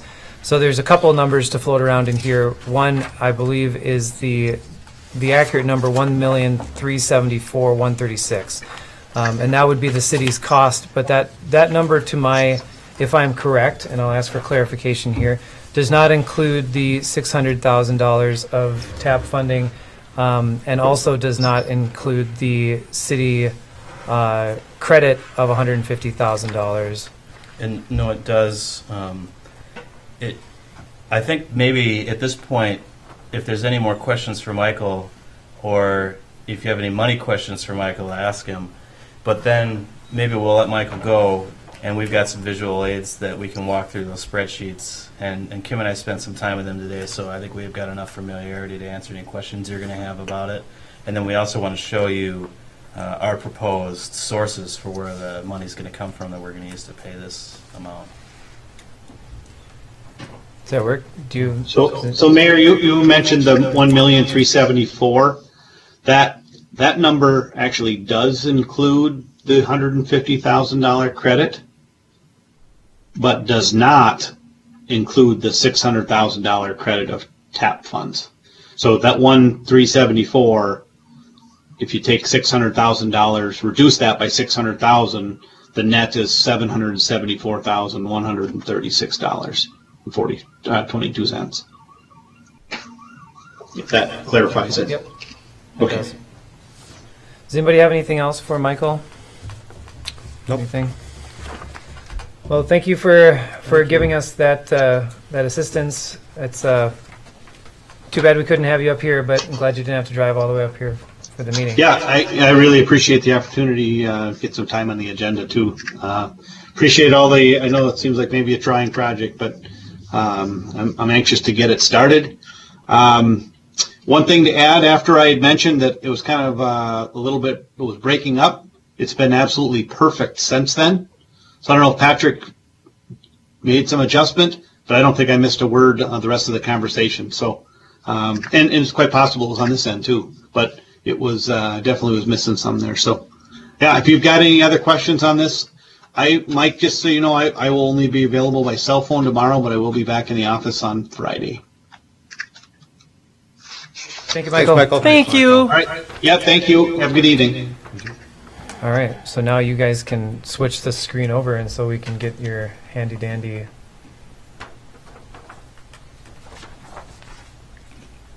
Patrick, thanks for doing all this. Thanks for being proficient at doing this. Isn't it great? It is great. Not being proficient, I don't know. You're doing awesome. Don't even worry. That's it, you're fired. Next. So this beast is in your packet. I'm sure you've all spent a lot of time digging through it. It took Kim and I a while to figure out what was going on here. I'm not going to spend a lot of time on this spreadsheet. We'll skip ahead to how we sorted it out as to who's going to pay for what. But if you had any questions about any of these particular line items, we'll try to explain them now. Otherwise, we can move on. And of course, you saw there was 5 sheets behind this that tried to have every line item that came up with where these numbers came from. And we're not planning on going through any of that unless you have any specific questions about any of those things. Not right now. So skip ahead to this. This is what Kim put together to take the information from that spreadsheet and divide it up into the sources we use. You don't have to try and read this. We're going to summarize it for you in a readable fashion. But you've got street reconstruction funds, electric funds, water funds, sewer funds, and other general fund funds. So we're just taking each of those components that adds up to the 774 and splitting them up into those different areas, net of all of the grant money that we've got included in here. So let's go ahead and switch it off to our summary page. This is 774. Our proposal is 168,000 of that comes from street reconstruction funds. That's generally paying for our share of the parking lanes, some of the sidewalk maintenance, and some of the storm sewer work. And we have money in this fund. We have money in this fund to cover that. The electric portion is 122,661. That's covering a portion of the street lighting that's not being paid for by TAP. Remember, the street lighting is about $400,000 of this project. Water is paying $258,825. That's the entirety of our engineer's estimate for the water work that's included in this project. No other grants or anything are helping with the utility side of it. And sewer is $151,332. And then general fund other is $73,150, and that just pays for all the rest of the things that are included in the project that we can't use utility money to pay for, and that we don't have grant money to pay for, and that we don't think the street reconstruction money ought to pay for. So you can't really take this and go back into each particular line item and say this source is paying for this much of this one, because there's so many credits that are in here as well. But this is how we would propose to come up with $774,000. Just a reminder, we have to come up with that now. So MnDOT wants that up front. After the bids are opened and then the work is done, there will be a reconciliation based on what it actually cost. So perhaps some of this comes back to us, but much more likely we'll have to come up with some more money, based on our experience with reconstruction projects. So really, out of all these numbers here, the only number that really, since we have to come up with it right now, the only number really that we need to bother ourselves with is the general fund other. We do have money in the general fund that could cover that, but we have not budgeted for that for the year. Is that correct? Yeah, that's correct. We have ample reserves to cover that, and we've been planning on coming up with some general fund money. It was in our budget from the beginning, a bigger number than that, as a matter of fact, to come up with to pay for this project. We also had larger numbers in electric, water, and sewer in our initial budget to pay for this. So all of those funds have been anticipating this payment. We have the cash on hand, and they actually have more than enough to cover this amount because we expected it to be more. When we have utility work that's outside of the Highway 61 project, but still kind of related to that, which seems that there still are some components to that, possibly? Not sure what. Well, we talked about over by the dental office, doing some work over there, but that's outside of the construction corridor, and that we would do that possibly sometime into the future. Are you talking about electric work? Well, any type of utility work that might be done if we did anything over in that area, or There's a pretty substantial or other areas. Water and sewer chunk right there, as a matter of fact, and some of those pipes have to move because of the new culvert work that's going across the road there, and that's actually included in this. That is in the project. So there's other money on the electric side that's not included in this, where we have relocations that we have to do prior to the project, and that's something that we'll just deal with the Utilities Commission. And do we have any idea what those costs might be at this time? We're thinking it's probably somewhere between $50,000 and $100,000 more of reconstruction relocation work for the electric utility.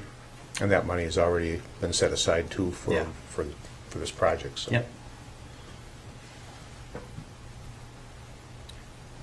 Well, I don't know what the rest of the council thinks, but to me, this seems like this is actually a smaller amount of general fund monies than we had talked about in the past, going towards this project, and I feel pretty comfortable with that breakdown.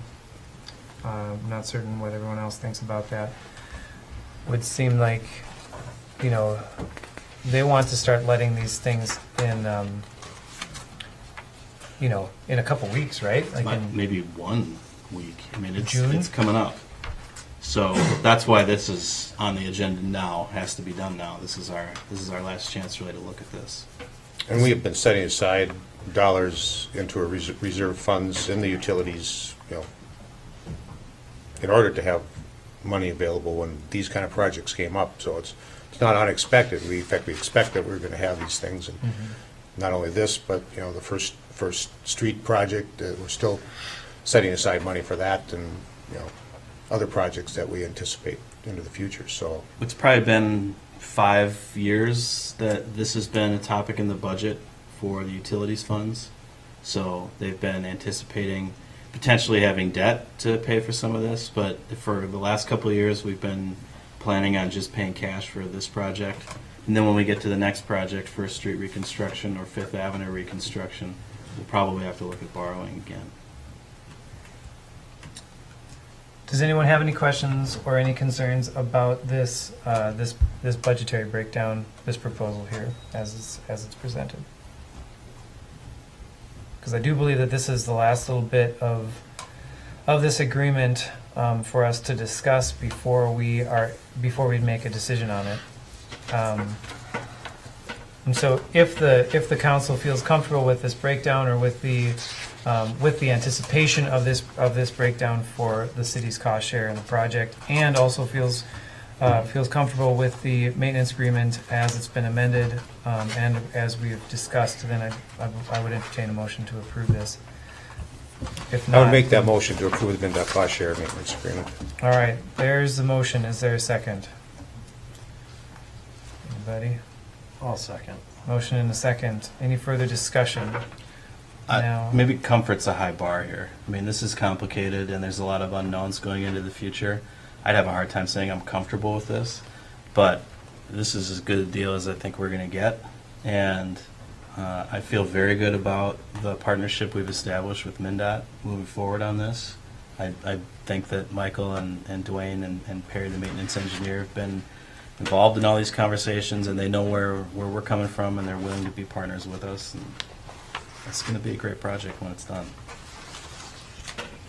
Any other discussion? Concerns?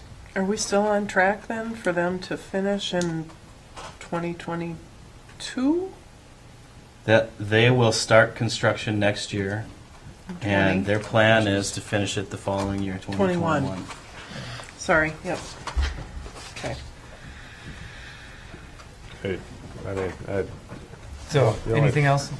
Yeah, well, it's just one of these things in the, that seems, I don't understand, like it's in item number 2563.601. Traffic control. Traffic control, page 3. Yes. Lump sum?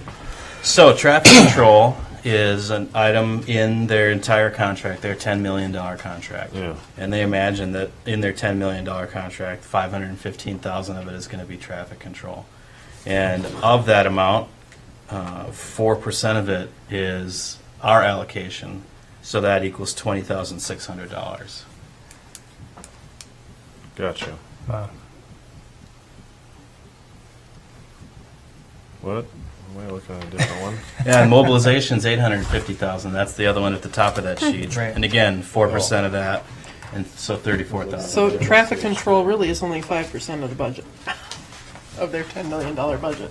Something like that. Yeah, it is. It's just- So that's probably how they do some things is. Oh, are you moving on a different Figure out a page? percentage. That's where I was. Got it. So it's 4% is our utilities portion of it, and then 7% is our non-utilities portion of it. Okay. Yeah, that's all I was trying to figure out, That's how you got, clarification. There we go. how we got this 7%. So if you think about the 1.3 million, the total cost of all the city utility and non-utility items in the project, Yeah. it's about, they're saying, about 11% of their total budget. Gotcha. Makes sense. I thought it probably wouldn't have been the right time to ask him about how our lease agreements were going, but maybe we'll have to bring that up to him later too. Well, let's just say we put Maybe that on the Craig's back heard. burner I'm sure we have. for the last few weeks as we've been working on this, so. For the city, you mean? The city Yeah, lease agreement? city ones, yeah. Did we ever, we haven't discussed that when we're still, We haven't heard back from him. No, we heard back from them, but yeah, we haven't talked about that. we haven't, we explained to them that we're not interested in signing it until we get some clarity on being able to do some improvements to that pond area. Right. They did get back to me and said, yep, we understand what you're saying. We talked about a few potential ways of doing that, but we haven't actually developed the paperwork yet. So it's still, it's not, this is more timely. We have to do this. That can wait a little longer. Any other concerns or thoughts on this? We have a motion and a second. Hearing nothing, all in favor? Aye. Aye. Aye. Opposed? Carries. All right. Well, there we go. We've got that one done. So, moving right along on this jam-packed council agenda. Now it's the climate action plan final draft. So, Shane, you've got a presentation for us, I believe, correct? Fantastic. So, we will let you do your presentation, and then we will go from there. Thanks for squeezing me in tonight. Thanks for waiting.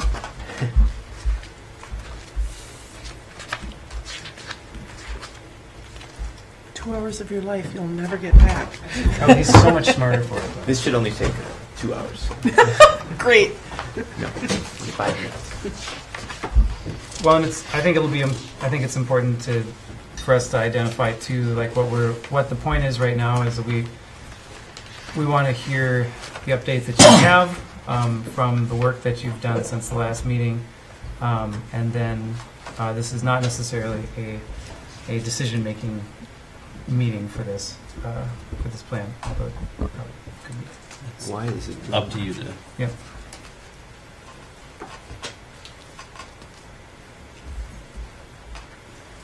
It didn't look like a very steep cliff you were climbing either. I think the Actually, that perspective is a little bit Kind of sideways. That was actually Emma. Yeah, that was Emma. Should we wait for Anton? Or should I start? No, you can go. Okay, well, yeah, like Jay said, should I say my name first? Can if you want, yeah. So It's a I'm good Shane idea. Steele. I'm the Climate Action Plan Coordinator for everybody who's watching.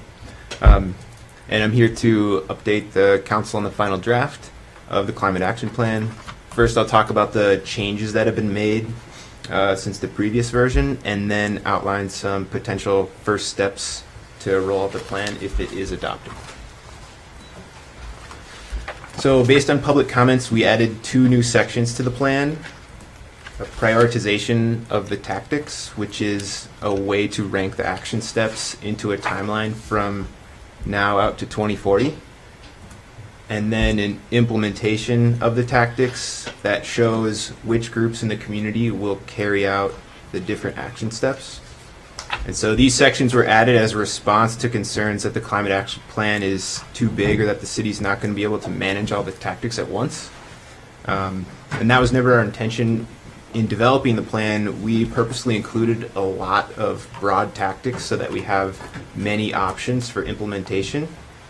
And so these 2 sections were added to reframe that long list of tactics that's in the plan over the 21 years that the plan is set out for, and break them into more manageable pieces. So prioritizing the tactics, instead of a traditional timeline, we gave each tactic a rating between 1 and 4 stars, and those stars were based on the amount of time and resources needed to implement that tactic. And the benefits of this are that we know what to focus on for the immediate future, but we also have options if the city decides to roll out the plan.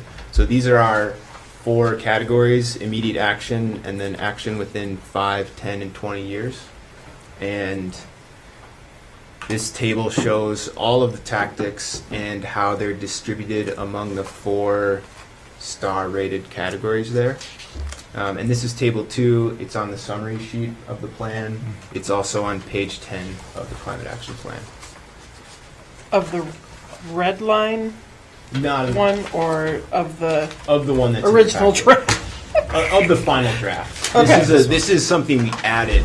Okay. So it's not in the original that we talked about in April. This one's in the final draft that's in your packet today. Okay. So implementing is the second new section that's been added to the plan, and the purpose here is to show that while this is a city-led plan, there's lots of opportunities for participation throughout the community. And so this is table 4 from page 11 of the plan that's in your packet tonight. And it shows, again, all of the tactics and the same star ranking, the prioritization along the top. But it's distributed among groups within the community, so city entities and community stakeholder organizations and businesses and residents. So if I'm a homeowner wondering how to participate in the climate action plan, I can look at this table and see that there are many options for getting involved if I'm a homeowner. If I'm a business owner, I can look and see how my business can get involved. So those are the 2 major changes. And we also did minor wordsmithing to improve the clarity of some of the sections, and then we deleted other sections that we felt were redundant. And the red line version there's a link to the red line version of the plan if you want to see all of those edits, and that's on the city's website, the climate action plan page. So now moving on to implementation, just to give a view or a snapshot of what implementing the plan could look like. A good place to start is with energy efficiency. It had strong support from the public comment forum. It's a foundation for many of the tactics in the electrification and decarbonization steps, and it's effective at reducing carbon emissions. So 3 tactics that we could start with as good first steps for the plan: energy benchmarking, LED installs, and creating a sustainability portal. Energy benchmarking is a way to measure and track building performance. Benchmarking uses Energy Star's portfolio manager to compile meter data and building characteristics into a report of how buildings use energy. And the benefits, Minnesota cities that have benchmarking policies for commercial buildings have seen a 7% increase in building efficiency simply by providing building owners access to performance data. And in the Climate Action Plan, one of our goals is to increase building efficiency by 30%. And so with benchmarking, we can get nearly a quarter of that 30% just by collecting and responding to data. So energy benchmarking would fit into, like that would go on to, like, say, the utility bills or something like that. It would show information like that. Or is We it actually something- already do this on utility. I know we do that on utility. But bills. this would be a little more sophisticated. But it's the same idea. It's actually just it's a psychological tool that when people have better information about not only their usage but how their usage stacks up comparatively, that they change their behavior willingly to respond to that. Yeah, And so that 7% increase is just behavior changes. People seeing their energy usage and saying, "Oh, I could do better than that," and they're reducing their energy usage. And that's 7% of their total energy use. So somehow I think we would have to be creative in that, because as somebody who goes online to pay my bill, I look to see what the total is, I enter my information and hit pay. I don't look at everything else. Granted, when I had the printed bill, I did notice those things, but in today's hurry to get things done, I don't review it. So this is So I'm more just saying.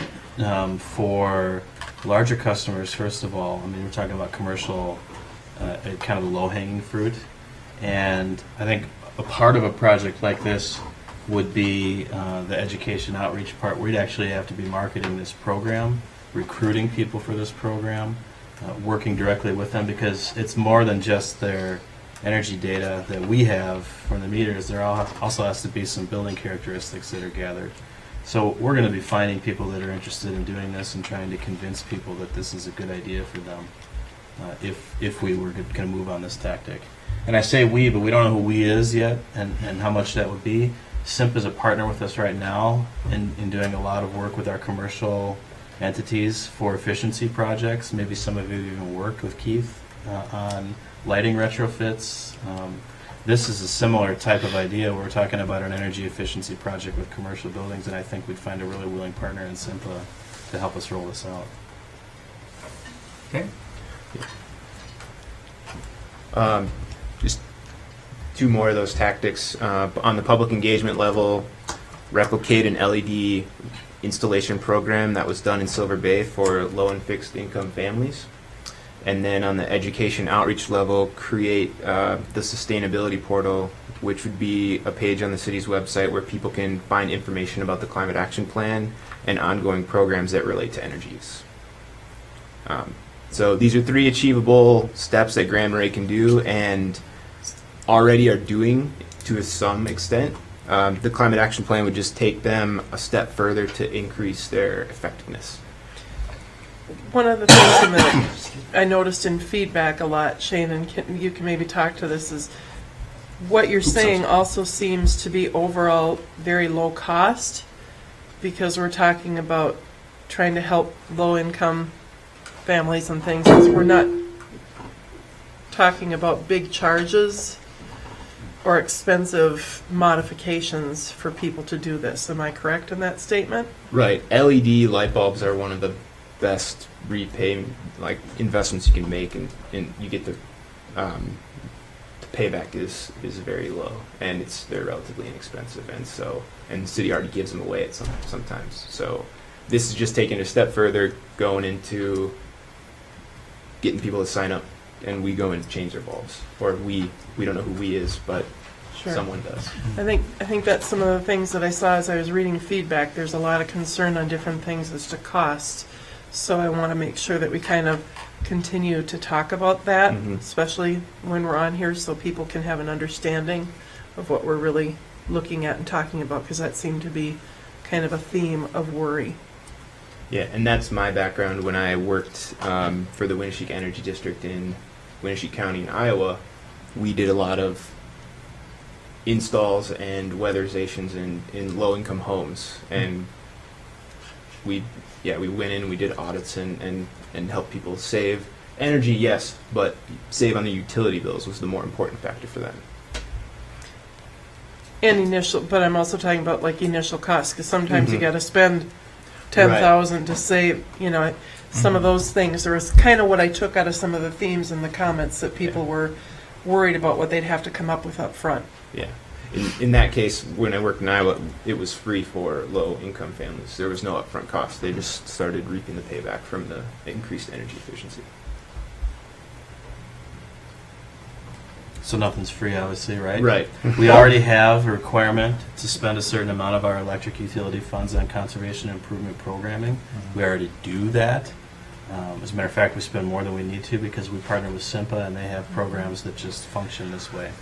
So one way to think about this is really just taking this plan and helping SIMPA understand the type of programming that we want to be conducting here, because it's more focused on this climate action. And it's not necessarily meaning that there's more resources. That this is just kind of a glimpse into how it might be rolled out. If you go back to the prioritization table, if you would. Yep. Because I don't want to just completely downplay that fear that people were expressing. That there's some big, hairy ideas in this plan, too, that would clearly take a lot of resources. And so the way that it's prioritized now is, let's figure out which of these tactics look very effective and achievable and focus on those, and not try to grab the big, expensive one and get to that right away. A lot of those big, expensive ones are things where it might be a lot easier to accomplish with new technologies in 5 or 10 years. Or there might be other opportunities that arise, or there might be other requirements placed on us that we have to do them anyway. So the idea of passing this plan today isn't an immediate increase in anybody's cost to do anything, and it also isn't a guarantee that 20 years from now we're going to be doing any of these things. It's just an intention that we're setting. And we're always going to have to come back, and every time we look at one of these tactics and decide whether we're going to do it or not, ask all those questions about what do we think it's going to accomplish? What are the resources we're going to use to tackle it? And make a decision, is that worth it? Well, I think when you start to look at some of those 10 and 20-year actions, that's where you start to get into some of those potentially more costly ways to address the issue. But I mean, I think I've heard from others that, like, the heating appliance electrification. I mean, what does that mean? Everybody's got to change from their propane or fuel oil heating and put in electric heating, and I mean, in 10 years we need to address that. I think that's what I read into that, is that we need to address that, and with the hope that technology changes will become more efficient, and we'll see other opportunities and maybe some inefficiencies that are brought to light in terms of the current systems that are being operated that in 10 years or 5 years might change that whole equation. Yeah, and the lifetime, the timeline of the plan, that's 20 years down the road. Most furnaces and hot water heaters that are running now are not going to be running in 20 years. Yeah. You're going to have to change that out, and if we have resources like recommendations for how to change it out, which appliance to use that can be the most efficient. As well as that will resilient, like the most resilient energy form. If we can really figure out sustainable energy, that'll keep costs down, for the long run, could actually balance things out pretty quickly. So, it's a consideration. The other thing that I want to point out here is that, action within 10 years doesn't mean we wait 10 years before we start thinking about it. We probably have to start thinking about some of those now if we intend to get it done. If you're talking about we're going to create some sort of program that incentivizes or helps people switch to electric heat when the opportunity arises for them, they need to replace their furnace. If we don't have that program in place now, we're going to miss a lot of opportunities in the next couple of years. So some of these programs that are longer term are things that we need to start developing right away. Well, this chart, to me, tells me that we're already thinking about those things. It's just that we're not these aren't the first things we're gonna start working on, because there's other things that are maybe more effective and can get implemented in a quicker way, and others might just take longer to mature that process to. Yeah, and that's exactly what went into the priorities. What can we do now without significant planning and significant investment? And then, well, what's going to, if something does take a lot of money and a lot of planning, it's not going to happen for, 10, 20 years anyway. So we do have to think about it now, but there's high priorities that we can work on right now. I think, I think even the language of, right, in the electrification tactics, the fact that right now we start with encouraging and incentivizing heat system electrification, right? But it wouldn't be for 10 years until, like, going to kind of what Kelly was saying, like, the cost to the public, where we're going to actually say, like, no, by code, this is what you have to do. Right, that's what I see in, right, the heating appliance electrification codes. So they're saying that there would be, you can't go and buy the cheapest electric water heater out there, like there would be a minimum Energy Star rating or energy usage associated with that. That's not something that we're going to do right now. It's something that is supposed to happen in 10 years, but we can still encourage people right now to spend an extra $100 because it might save them, whatever, a lot. Mm-hmm. We've actually even started thinking about that with our new metering system. One of the real motivations for it was to reconstruct our load management and demand-side management system, where we have had existing programs for a very long time that incentivize electric heat and that provide a special rate if you're willing to give us a trade-off in the time of use when you're going to use it, either off-peak or you've got dual fuel when we need to turn the electricity off. Mm-hmm. And we're already planning on kind of reconstructing and making a push to improve those programs over the next couple of years. So, even if we don't pass this, a lot of these things are already started and we're already working on them. The same thing with replace streetlights with LEDs. The guys just did that today. They replaced a streetlight with an LED streetlight. That we don't put any lights out anymore that are an LED. That's just what the technology is. That's standard practice now. And as lights are going to be replaced, they're going to be replaced with LEDs anyway. Hopefully with 27K. That's what I was just or going to less. ask. So it's not a policy, but anybody who wants to know where that light is because they want to check it out, talk to me after the meeting. Good. So this is. Do you have anything else? Any more in your presentation here? No, I just want to. Those are the changes, the major changes. This is the final draft. It's yours now.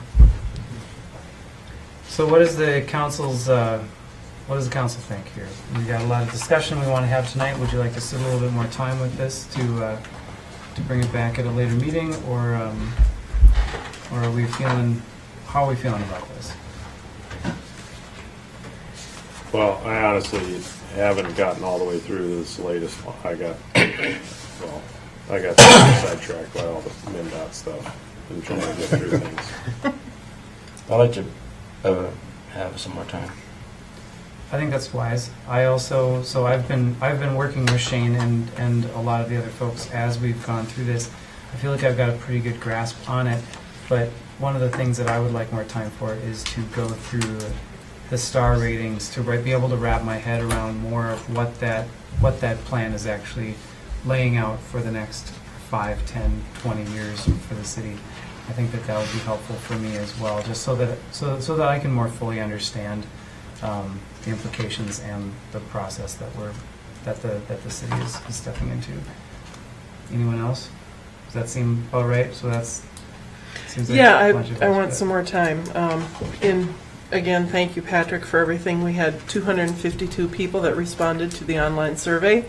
It was 67 pages of results to read through for people who don't know or haven't looked at it, along with the packet tonight of 117 pages, which includes this final draft. I'm not comfortable saying that I feel I'm at a reasonable place to go forward. I would like to kind of, again, go back and review those 67 pages because it's a lot to try to digest, and then to say, okay, do I feel like we kind of answered those concerns or move forward, or I just want to make sure that I'm doing that before I say yes or no. Okay. well, Say, Patrick, on your survey, can you break out? You probably can't. I noticed you had 133 that were PUC customers and 119 that weren't. So this is the City of Grand Marais Climate Action Plan, but yet we're getting input from those that aren't really our PUC customers. How do we, can we analyze just how our city people are responding to this? Yeah. Our PUC user, or our electric users? I can create the same Okay. tables or charts. I mean, I don't want to, yeah, I mean, it's just kind of interesting. I thought the same thing, and not that, I always like hearing what other people have to say, because I always learn something.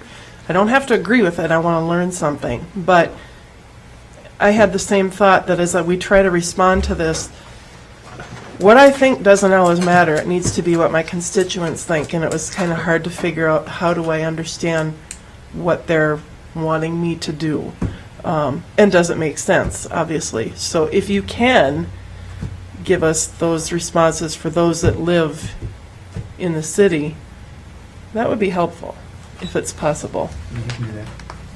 Not a ton of work. It's worthwhile anyway. Still 67 pages of results. Yeah. Yay. Comments are get throughable. Actually, I would concentrate on the 67 pages of what.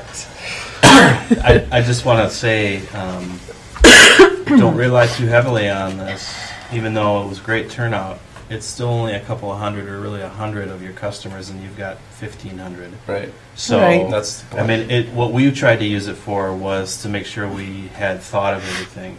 And so the same idea, we're trying to, if there's something that we need to learn about the plan, hopefully someone will mention it to us. But we never meant it to be a referendum, and we didn't collect the data in a way that's it's usable like that. No, and I don't take it as a referendum, but it does tell me what people are looking at. It amazes me how people will stop you and tell you their thoughts at the post office, but they won't come here and talk to us. And I know that's Neutral term. and I know that's how it works. Again, They'll show up when they have to. I want to hear what people have to say, whether or not I agree with them on a personal level. When they come here, it should be non-judgmental, and I should be here to listen to what people have to say and make a decision later on. So, just my thoughts. Great.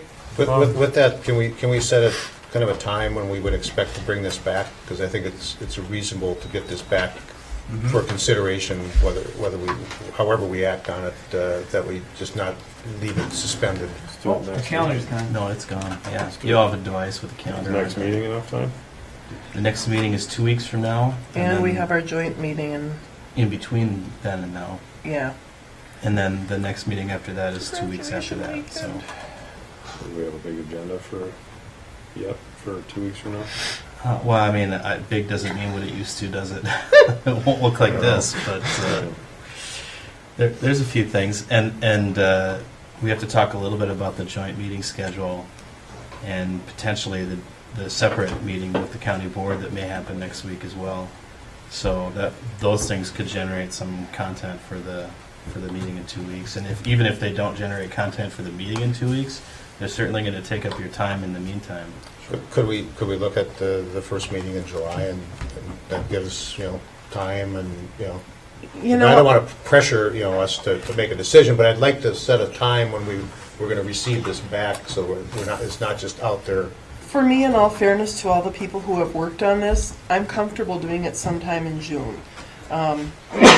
It's summer, it's going to be what it is, I'm going to have to set aside time to do it. Like I said, graduation's this weekend going on with things, we have the joint meeting potentially, but I'm comfortable answering it before the end of June. I think I owe that to the people that have put all the time into it. So we could potentially put it on. But I don't know what anybody else thinks. But like I say, I don't want to rush anybody, but I think we owe it to people to at least set a time when we're going to bring this back. So we can look at either the first or second meeting in June to do this. Well, let's just call it the 26th. So 4 weeks, we'll bring it back. A month. Okay. We'll try to keep this to be the bigger item on the agenda, but, you know, there's still a couple of decent-sized items on this agenda we haven't gotten to yet, so just, I mean, and we may decide they need to get displaced as well, so. So that gives us a meeting cushion, yeah, basically. Does that work for everybody?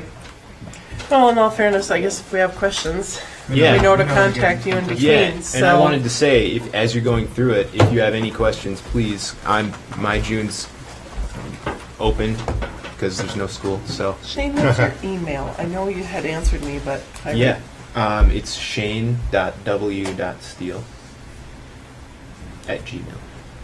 Oh, that's easy. Steele's with For me, the right? whole world. Yes. It is. No, it is. Okay. Well, thank you for bringing that presentation and for summarizing the additions to the draft. I really appreciate And that. all the work in between. Yep. Will it be helpful to further develop those ideas that I presented at the end, the 3 tactics that we could start with, or table that for now? Can you? Oh, you can't put it back up. I just assume you don't. I don't You know, think we we've need got to. a budget of Shane's time, and I'd really like to save what's Yeah. left of it to actually work on some of these things for us. And we have the draft in front of us, so Yeah. we have that information, we just have to take the time to make sure we're ready to make some decisions. Okay. Cool. Thank All right. you. Please Thank you very contact me much. with questions. Thanks, Shane. Thanks, Shane. All right, so the next thing we have on the Moving right along. moving right along. think The we're next past thing that. on the agenda, yeah, exactly, we were beyond that, is the trailer parking, and the compliance with the ordinance in regards to trailer parking. So we went out and did another survey around town. We got 18 trailers that we saw. There is a draft cease and desist level or letter that we can consider as enforcement for this. There's a little bit of gray area in this conversation as well, though. So, with that said, I think we're going to be seeing some photos, and we're going to go from there. So, Well, let's just cover quick what actually occurred. In October 22 is what they found. You know, they didn't go to places that are outside of the densely populated, developed areas of town. So, you know, running up down Old Shore Road or some of those other roads like that. But in all the traditional neighborhoods, they did a thorough examination, and that's what they found. We've got photo evidence of them that we'll call them potentially illegally parked, but in our judgment, they don't meet the requirements of our ordinance. We sent out letters. We sent out a bunch of letters in last year to people, and they were the friendly type that said, if you don't know, you know, here's what the ordinance requirements are. Please come into compliance. So then our May follow-up was, how did that do for us? And we found, we took 18 pictures, 10 which are clearly in violation, 7 of which were in October. So there was that many that from October until May, they didn't take any action. They're still in violation. But there was 3 new ones that were as well. And I suspect there's a couple more since we did this survey that are in violation. So we've got this draft cease and desist letter, which we would propose anyway, we would send to those folks. Those 10 that are clearly in violation. We're going to look at a few pictures and talk about what I'm calling 5 located in questionable areas. And then there were 2 that are just, we took pictures of them, but they're actually very legal the way they're parked. So, a quick reminder of what the ordinance says. We're calling these trailers, but trailers actually means trailers, campers, or motorhomes, hereinafter referred to as trailers, and any vehicle or structure that's used as a sleeping quarters for any person, conduct of any business, profession, occupation, or trade, or used as a selling or advertising device is a trailer. Most of the ones we've looked at were campers and motorhomes. But there are a handful of the conduct of any business variety that end up on here. Now, things that are not trailers, even though they're trailers, are flatbed trailers. If it's just somebody's personal flatbed trailer, that's not something that's covered by this ordinance. Boats, not something that's covered by this ordinance. So there's a lot of things that are actually trailers that are not something that we're talking about enforcing with this ordinance. What does it say about trailers?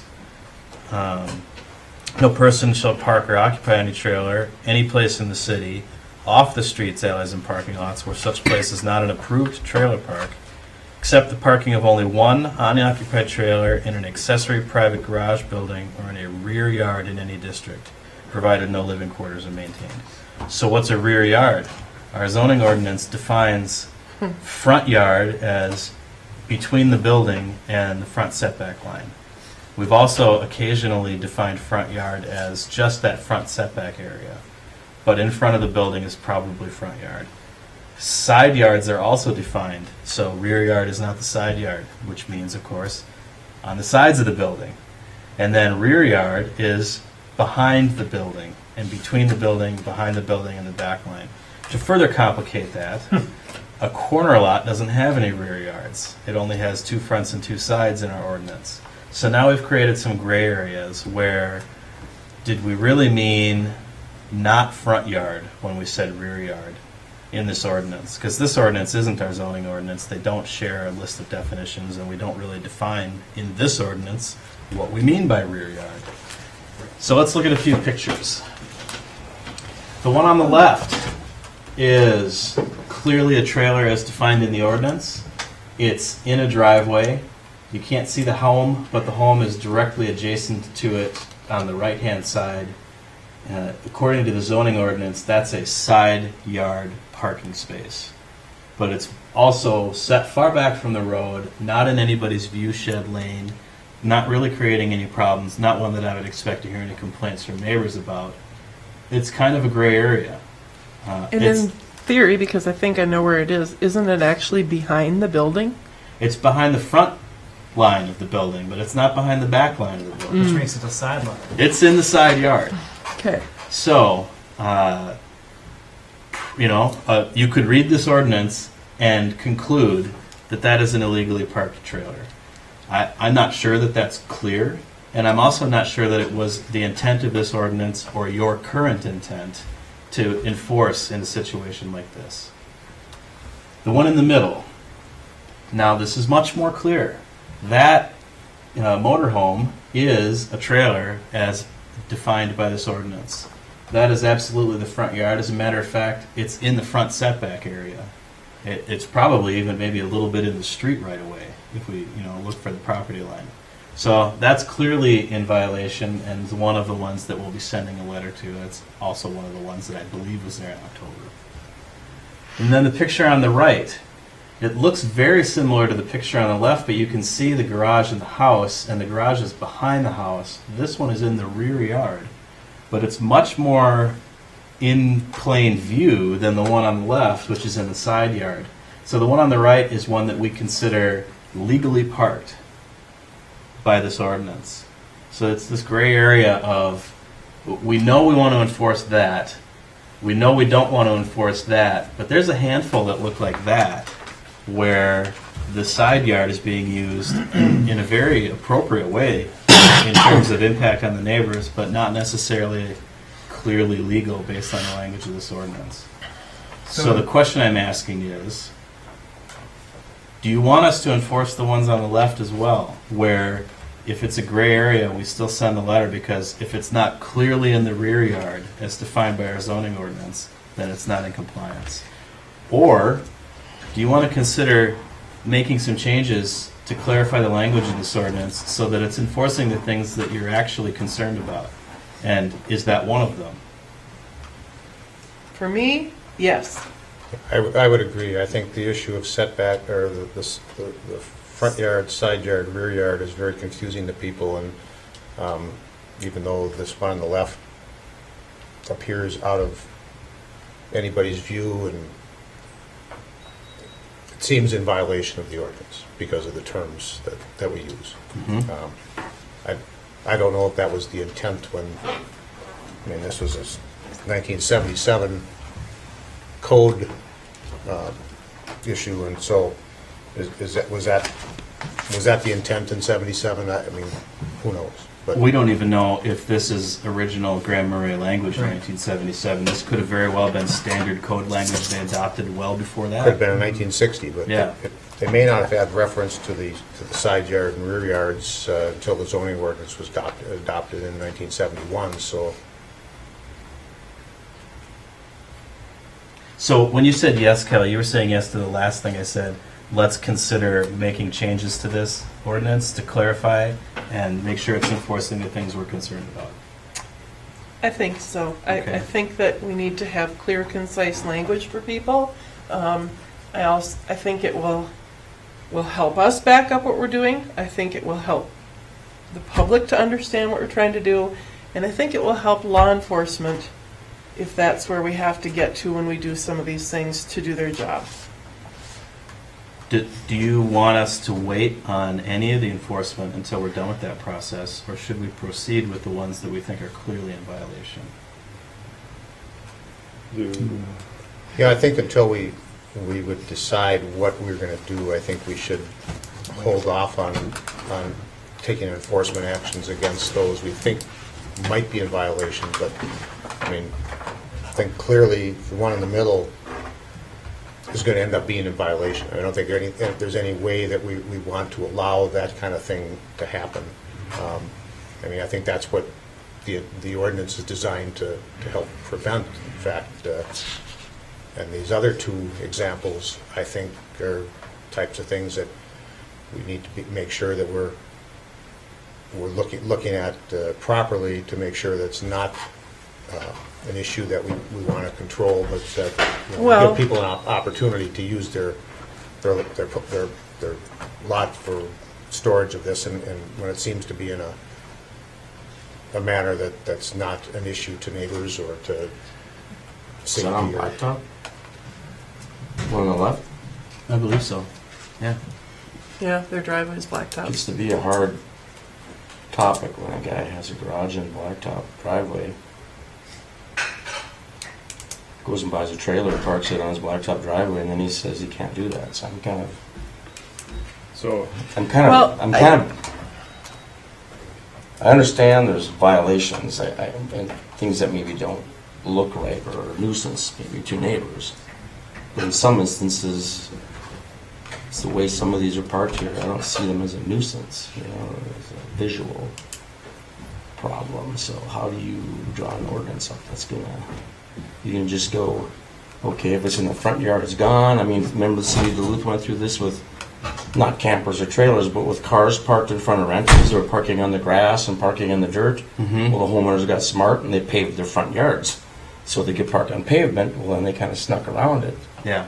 But, but I'm just saying, if you have a lot that's substandard for maybe something like this, I can understand enforcement, but clearly the guy on the left, I don't see anything substandard about that lot. And that's what Mike's saying, but that's where not Mike, we have to make that decision. Right, but I mean, how do you draw something up that's not judgmental? Can you say that though? If we do, I mean, that front yard. I mean, well, if we just exclude the front yard, then that leaves the side yard available for parking. But then don't try to solve it tonight. No, but we live in a community where a lot of people have campers. This is our community. Right. So I don't want to. But I think what we're hearing though is people don't want to see those in the front yard. Okay, then I get that. And I think what we're looking at here is situations where two of them are not in the front yard. Right. One of them is, and that's clearly what we're trying to control and manage. Well, and I get it. Sorry, but how I look at it is, how do we want our city to look? When people come here, visit, buy property, whatever, what do you want to look at? What do you want to see? And it goes back to judgmental. That's when I get to be a neighbor. I get to judge what my neighbor's yard looks like and how they handle things. That's what I'm going to do. It doesn't mean I get to come here and write that ordinance per se. I want to try to find a way that we make our town. We have very messy yards, one right there, which we know people have complained about and how it's dealt with. Well, the guy on the left, that could be a 26-foot boat on a trailer. Is that okay? That has living quarters in it? Here's the other thing. We have people who are actually on city property living in a trailer. Okay, well, then that's different. It is different. Is it but occupied and used as a living quarters? But where they're located, it's really not bothering anybody, so does that make it okay? Because what's good for one has to be good for the other. Or, you know, I think that's what we're trying to do, is trying to set some standards as to how do we want our city to look and be handled. Is this a way to solve housing issues if we're going to get away with it? That, hey, park a fifth wheel or a trailer and let somebody rent it for 6 months, 7 months if they're willing to do that. That's what we have a trailer park for. Yeah, but that's happening. It's been happening for years. Doesn't mean that that's Oh, no, I'm not saying it's okay or not okay. I'm just saying it's happening right now. I know. So if we're going to breach that, go into that topic then of this has been happening for a long time, there might even be a culture of that developed around town. Right. So then, right now, the questions that we're asking is, do we want to work on this ordinance right now so that we can make it more applicable, more accurate to what our expectations are, rather than having it be antiquated language that just like picks and chooses, like pew pew pew everybody, that kind of a thing. And if we do want to do that, then do we take the time right now to start enforcement before we have that done, or do we wait on enforcement until we have that that change in the works, or approved? Personally, I feel like I think it would be a great idea for us to take a look at this and update this ordinance, because it just doesn't seem like it's effective. Just like what you're saying, Craig, like people are parking them wherever the heck they want now. Well, part of the reason why it's not effective is I don't think we've really enforced. Right. But if we're going to choose to so if we're going enforce to come with a new ordinance and a new direction, yeah, then we need to enforce it, otherwise you just waste your time. Yeah, if we're going to choose to enforce it, it has to be something that's enforceable. I guess, Yeah. And with that, I would wait until we're done with the ordinance before we start sending out cease and desist letters, because otherwise, are we sending out cease and desist letters under and not yet written future ordinance, or under the existing ordinance, and then we're not sending out to everyone who's not in compliance? Like that to me seems like that could create problems as well. Okay, so the middle one also has other issues going on that crosses over. Right, I was going to bring that up. Some of our We have an ordinance other already ordinances. for vehicles that are Unlicensed. not unlicensed, true, but I can put a license on a scrapped car every year if I choose to and leave it in my front yard. And then So our ordinance isn't very clear. The about ordinance how to is deal not with going to be enforced. We've had that happen downtown here. I know that many years ago. But so if the car's not operational, not running, do you give it so many days? You know what I'm saying? I think we need to address that ordinance too, because it just leads into more stuff that possibly can be put in people's front yards. Well, let me offer, after Anton gets a chance to talk, a potential path forward. You didn't raise your hand. I see his head nodding, so he's okay. Yeah. To the discussion. Can I go? I think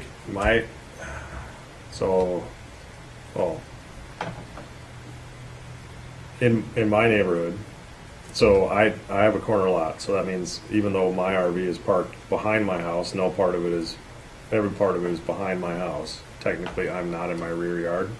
You don't have a rear yard according to our zoning ordinance. Okay, so that's why I got a letter. You can't have a trailer. So, anyway. Visually, you do have a rear yard. Right. Got an alley. Okay, and then right downhill for me, orientation of the house, right? Orientation is based off the street, generally, front yard, side yard, rear yard. But their house actually faces, like if you were to look at the house clearly doesn't face the street. The house faces south, it faces the lake. It was built after people realized that was maybe a good idea, instead of just things faced east, west, up and down the streets. So, everything is, either everything looks fine, it looks nice, it's tidy, but it technically is really only 10 feet off the sidewalk, right?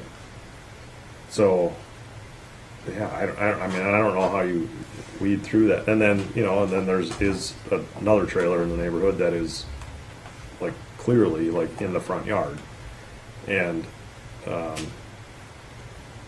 yeah. Do we have any trailers sitting on a city street That's right what I was now? gonna say. What if they're parking on the Because street? those should be moved. We Period.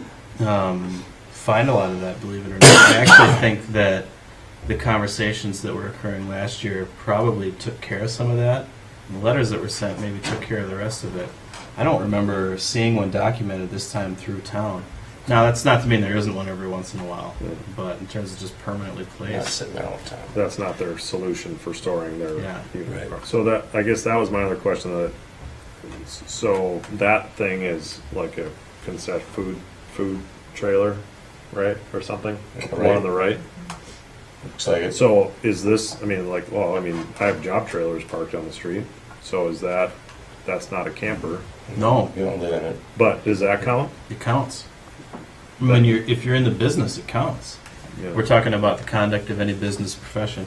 I think there's other ones that we didn't document that are in that vein. Yeah. There's a lot more of that. But so if I have an enclosed job trailer sitting on the street, then I'm in violation when I'm at a project. But if I have a flatbed trailer sitting on the street, On the street, there's no overnight parking.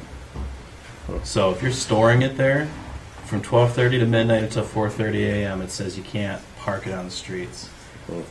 So, I mean, there's people that have that same trailer that don't conduct any business, and it's not a real easy thing to maybe know the difference sometimes. Let me back this up now with a couple of ideas about a path forward. This began with specific complaints. Our enforcement policies for a long time have been based on that. We get specific complaints, we go and look and see, are they in compliance with the ordinance or not? If they're not, we're going to work with them to get in compliance. So I don't want to completely give up on that idea, but a path forward is, and Craig, you kind of talked a little bit about, well, what about cars, and you talked about what about messy yards and appearances, and this is building right into the priority that you established of code enforcement. And so rather than spending a lot of our energy focusing on this one specific issue, let's let that develop with our entire code enforcement conversation and find out what is it we're trying to accomplish with these rules. What's the why behind it all? And that'll help us write the ordinances better. In the meantime, we can work on a better language for this ordinance that just makes it clear what a front yard is that's not allowed. And you just tighten it up so that most of the questionable areas become clearly legal. And we still may come back after our code enforcement conversation with the community and have to adjust that again, but we can at least clear this up in a way that allows us to enforce the ones that we know what we want to enforce. So we won't spend a lot of time on it. We'll bring it to the Planning Commission. We'll talk about it with them a little bit. We'll bring a draft ordinance forward. We'll have a hearing about it. It's still going to take a couple months to even do that simple couple changes here. And in the meantime, we won't send those letters out. And during that couple months, we'll also be rolling out our code enforcement strategy of how we're going to discover what are those things the community is concerned about that they want to see more enforcement actions to address. Does that make sense? Yep. Okay. Thanks.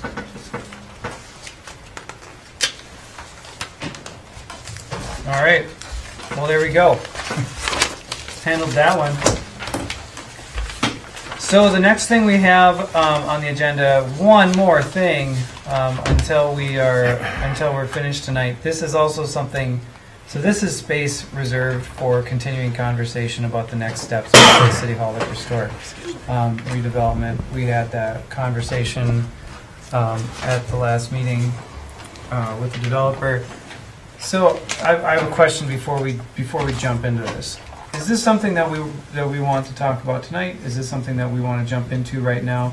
Is this something we should table for another conversation or another time when we're a little bit fresher, perhaps? I think it's we should make sure we have enough time to have the conversation on this.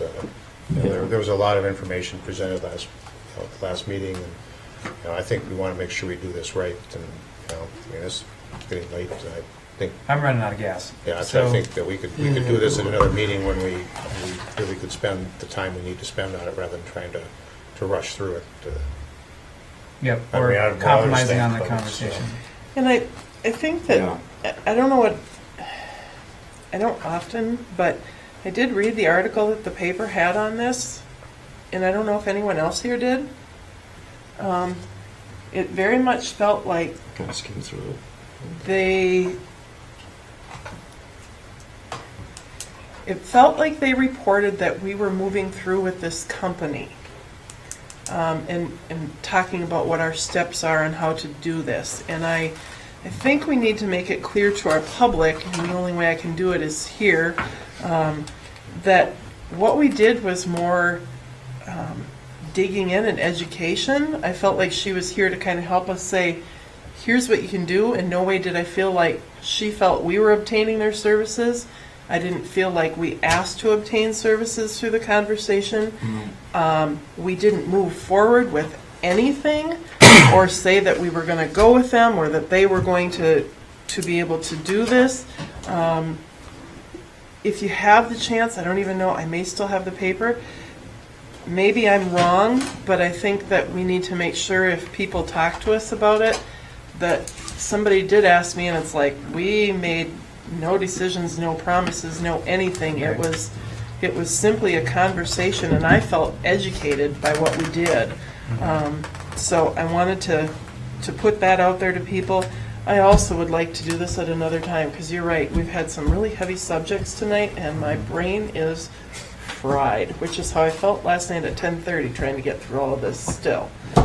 Okay, so we will table that item for the meeting. We'll bring it back to the next meeting. And, you know, it was on the end of the agenda for a reason, because there was a lot of potential.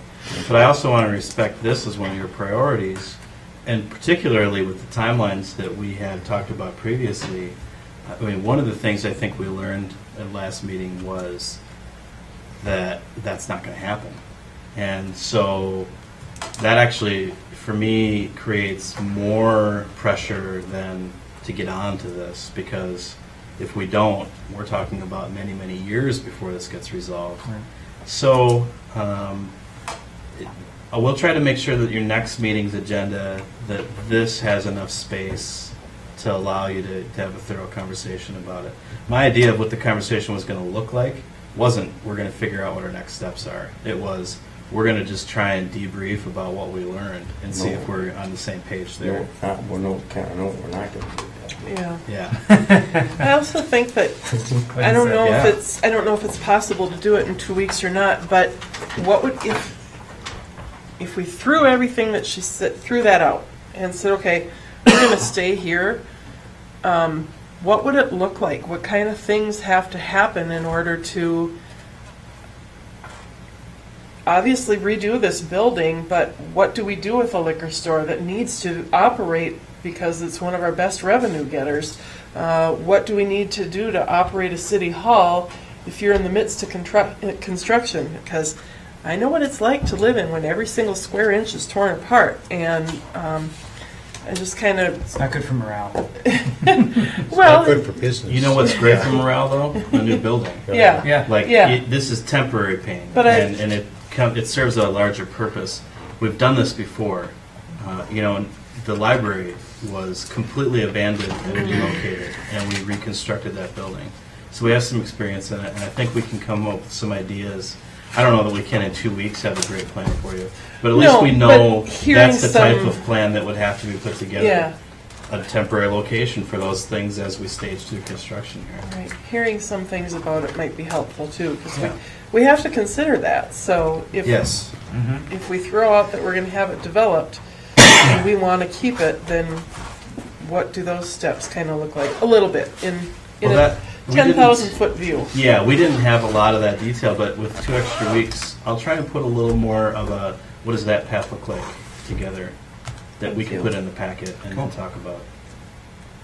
Great. Yeah, I mean, I think the reason we asked for these proposals was to give us some information about what the viability of reuse of this site was, and we learned something from that. It's not definitely. Really. Well, we learned that it isn't very viable for somebody else to come in and do this, and I think that's valuable information, because then it tells us we've got to make some decisions for ourselves that might not involve outside developers, and how do we do that? And you know, your whole thought about disrupting an operation that's a moneymaker for the city, big issue. How do we do that? How do we deal with that? If We're going to start that conversation by revisiting the goals that you established for what we wanted to accomplish here on this piece of property, and see if that's still relevant based on what we learned. Great. That sounds good. With that said, then, we'll move on to council and staff reports. Craig, you're first up. I didn't have a meeting yet. Nice. How was that? That's great. Golf course opened, I know that.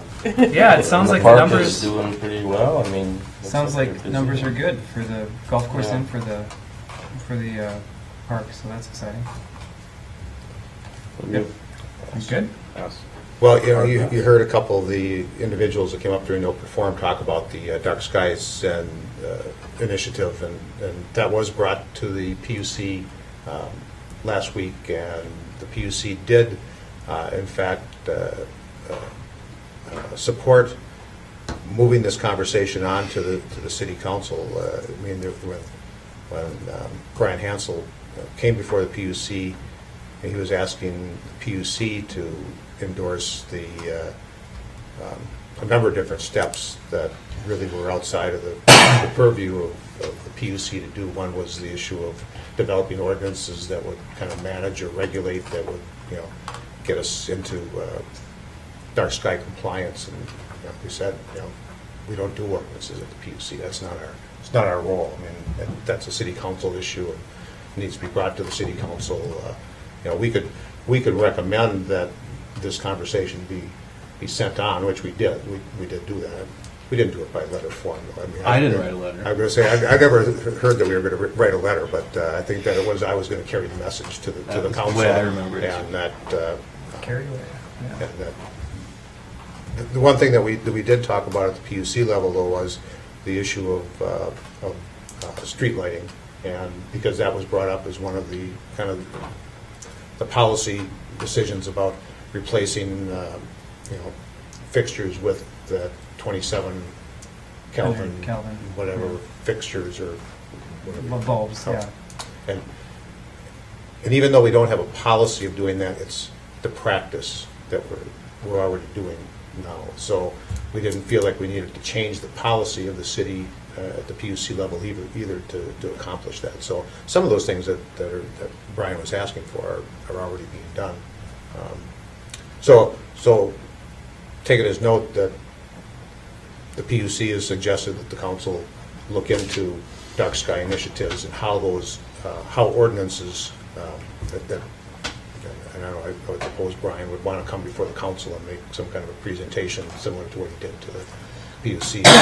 If you're interested in that, I'm sure he would be.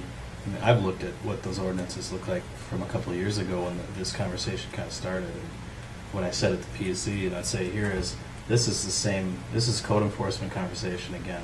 If you want to spend time developing a rule like that that's going to require some pretty significant abilities that don't exist right now to enforce, then we better be sure that's something the community thinks is important.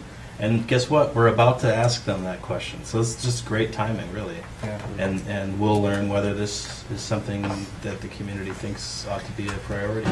Well, and having an understanding of what the changes mean, because as somebody who was just recently vandalized, I have a concern over some of those things myself personally. So, yeah, I'd like to know how that, significantly vandalized. It's a very big bummer. Well, when our agenda frees up, if anybody's got a few extra hours they want to read an ordinance, Flagstaff's got a beautiful lighting ordinance. They sure do. It's long. It's a beast, yeah. Yeah. Tim, do you have anything else? That's it. Kelly? Nope, I missed the YMCA meeting, home with a headache, but I have minutes and financial stuff, so I will forward that probably to Patrick to disseminate, that, or it can be in the next packet. Okay. So to tack on to the top of the climate action plan conversation, I met with Patrick and Shane about the Green Steps interns. So Green Steps is a statewide program that catalogs and encourages cities to to be more Green. efficient and green. Yeah, exactly. And we're currently a step 2 city of 5, and our green steps, like how we record information for that has really fallen by the wayside as we've worked on other projects. So we were able to get an intern who's working through the CERT team, which is the Clean Energy Resource Team. It's a state program that's going to be working for us to update our Green Steps profile with all the information, with all the stuff that we've already done. So that's going to hopefully be a very good thing for us in the Green Steps program. A lot of it is just trying to get back up to speed with that program for the things that we've already accomplished. And it's not going to cost us anything, and it'll free up some more of Shane's time. So it's kind of a win-win on that. I went to an emergency management meeting. Valerie Marasco, the county emergency management coordinator, she will be. Did she change her name? She is now Valerie Eliason. Oh, I did not know she changed her name. Anyway, she married the sheriff. Well, I know she did that, but I didn't know she changed her name. But anyway, so she's going to be done on June 14th. They're working on some in between. Leadership for this emergency management group for the county. Some really interesting things came up too. When we start looking at rebuilding City Hall, we should definitely be dialed in with that group to see what kind of needs they would have for meeting space and or potential emergency management space as well, because it seems like we're just starting to figure all that stuff out, and that could be another great partnership for the city with that. Lots of great stuff going on with that as well. The library board had a meeting this past Monday because we couldn't have it this Monday because it was Memorial Day, and we're in the final stages of setting the library budget for 2020, and it's looking very very moderate. Like not a lot is going to change. Like very, very slight increase in budget. So that's all looking really good. I participated in the bike rodeo that happened last Thursday. That was a lot of fun. Lots of kids came out to get their bike helmets sized and get their bikes tuned up a little bit and to show their skills. So that was really exciting to do. No, Tim was there as well. And the Grand Marais Business Group, they had a meeting this past week and talked about the summer and how they themselves are going to work on being partners with the city for communicating and finding ways to thrive through the construction season. So all those things are all very good signs, and I'm excited to say that we're moving forward with those on the business front, which is really great. That's all. Do you have anything? In addition to the City Hall Next Steps conversation on your next agenda, we're going to go back to the carbon fee and dividend conversation, and that was something that was potentially going to be done tonight as well, but we kicked it off just because there was plenty. So that'll be coming up at your next meeting. The Downtown Business Group that's been working on parking is also going to be coming to your next meeting to talk about the policy changes and some of the practices that they're recommending. Yeah. We've also got the calendar parking ordinance that's been hanging out, and I've been thinking we would mesh it up with what they've been working on.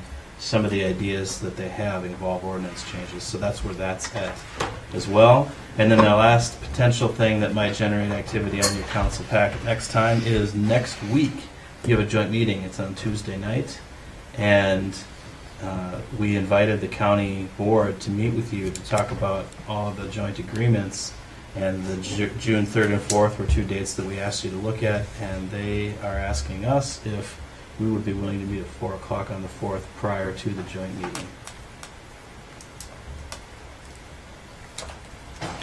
Well, I have to get back to you. I have to look tomorrow. Okay, I'll let you know tomorrow in order to Four- post it 4 in o'clock? time. Fine with me. You know, you don't need to do any prep for that conversation. Jeff and I will Right. prep the conversation, and there's not a lot of accomplishment. We're just trying to set the table for, here are the agreements we want to deal with, and maybe set some parameters about what we're going to try and accomplish, and then pick some dates to meet again. That's really all we're going to do. Where's it at, here? We haven't determined that yet. I think we should meet up there just because there's more space. We're gonna be up there. At what time is the other joint meeting? Is it at 6 or 6:30? I think it's on the 5:30. calendar here. 5:30. 5:30 at the hospital. Yeah, at the North Shore hospital. Health. Because they have a bigger room. So that's we meet at 4 and probably be done by 5 or 5:15 and have a little bit of break and then go to the hospital at 5:30. Party's up. Anything else? All right, we are adjourned. Thanks, Chris. Thanks, Chris. Have a good night, everybody. Oh, Chris is still awake. Good for you. He says, he's had 6 cups of coffee.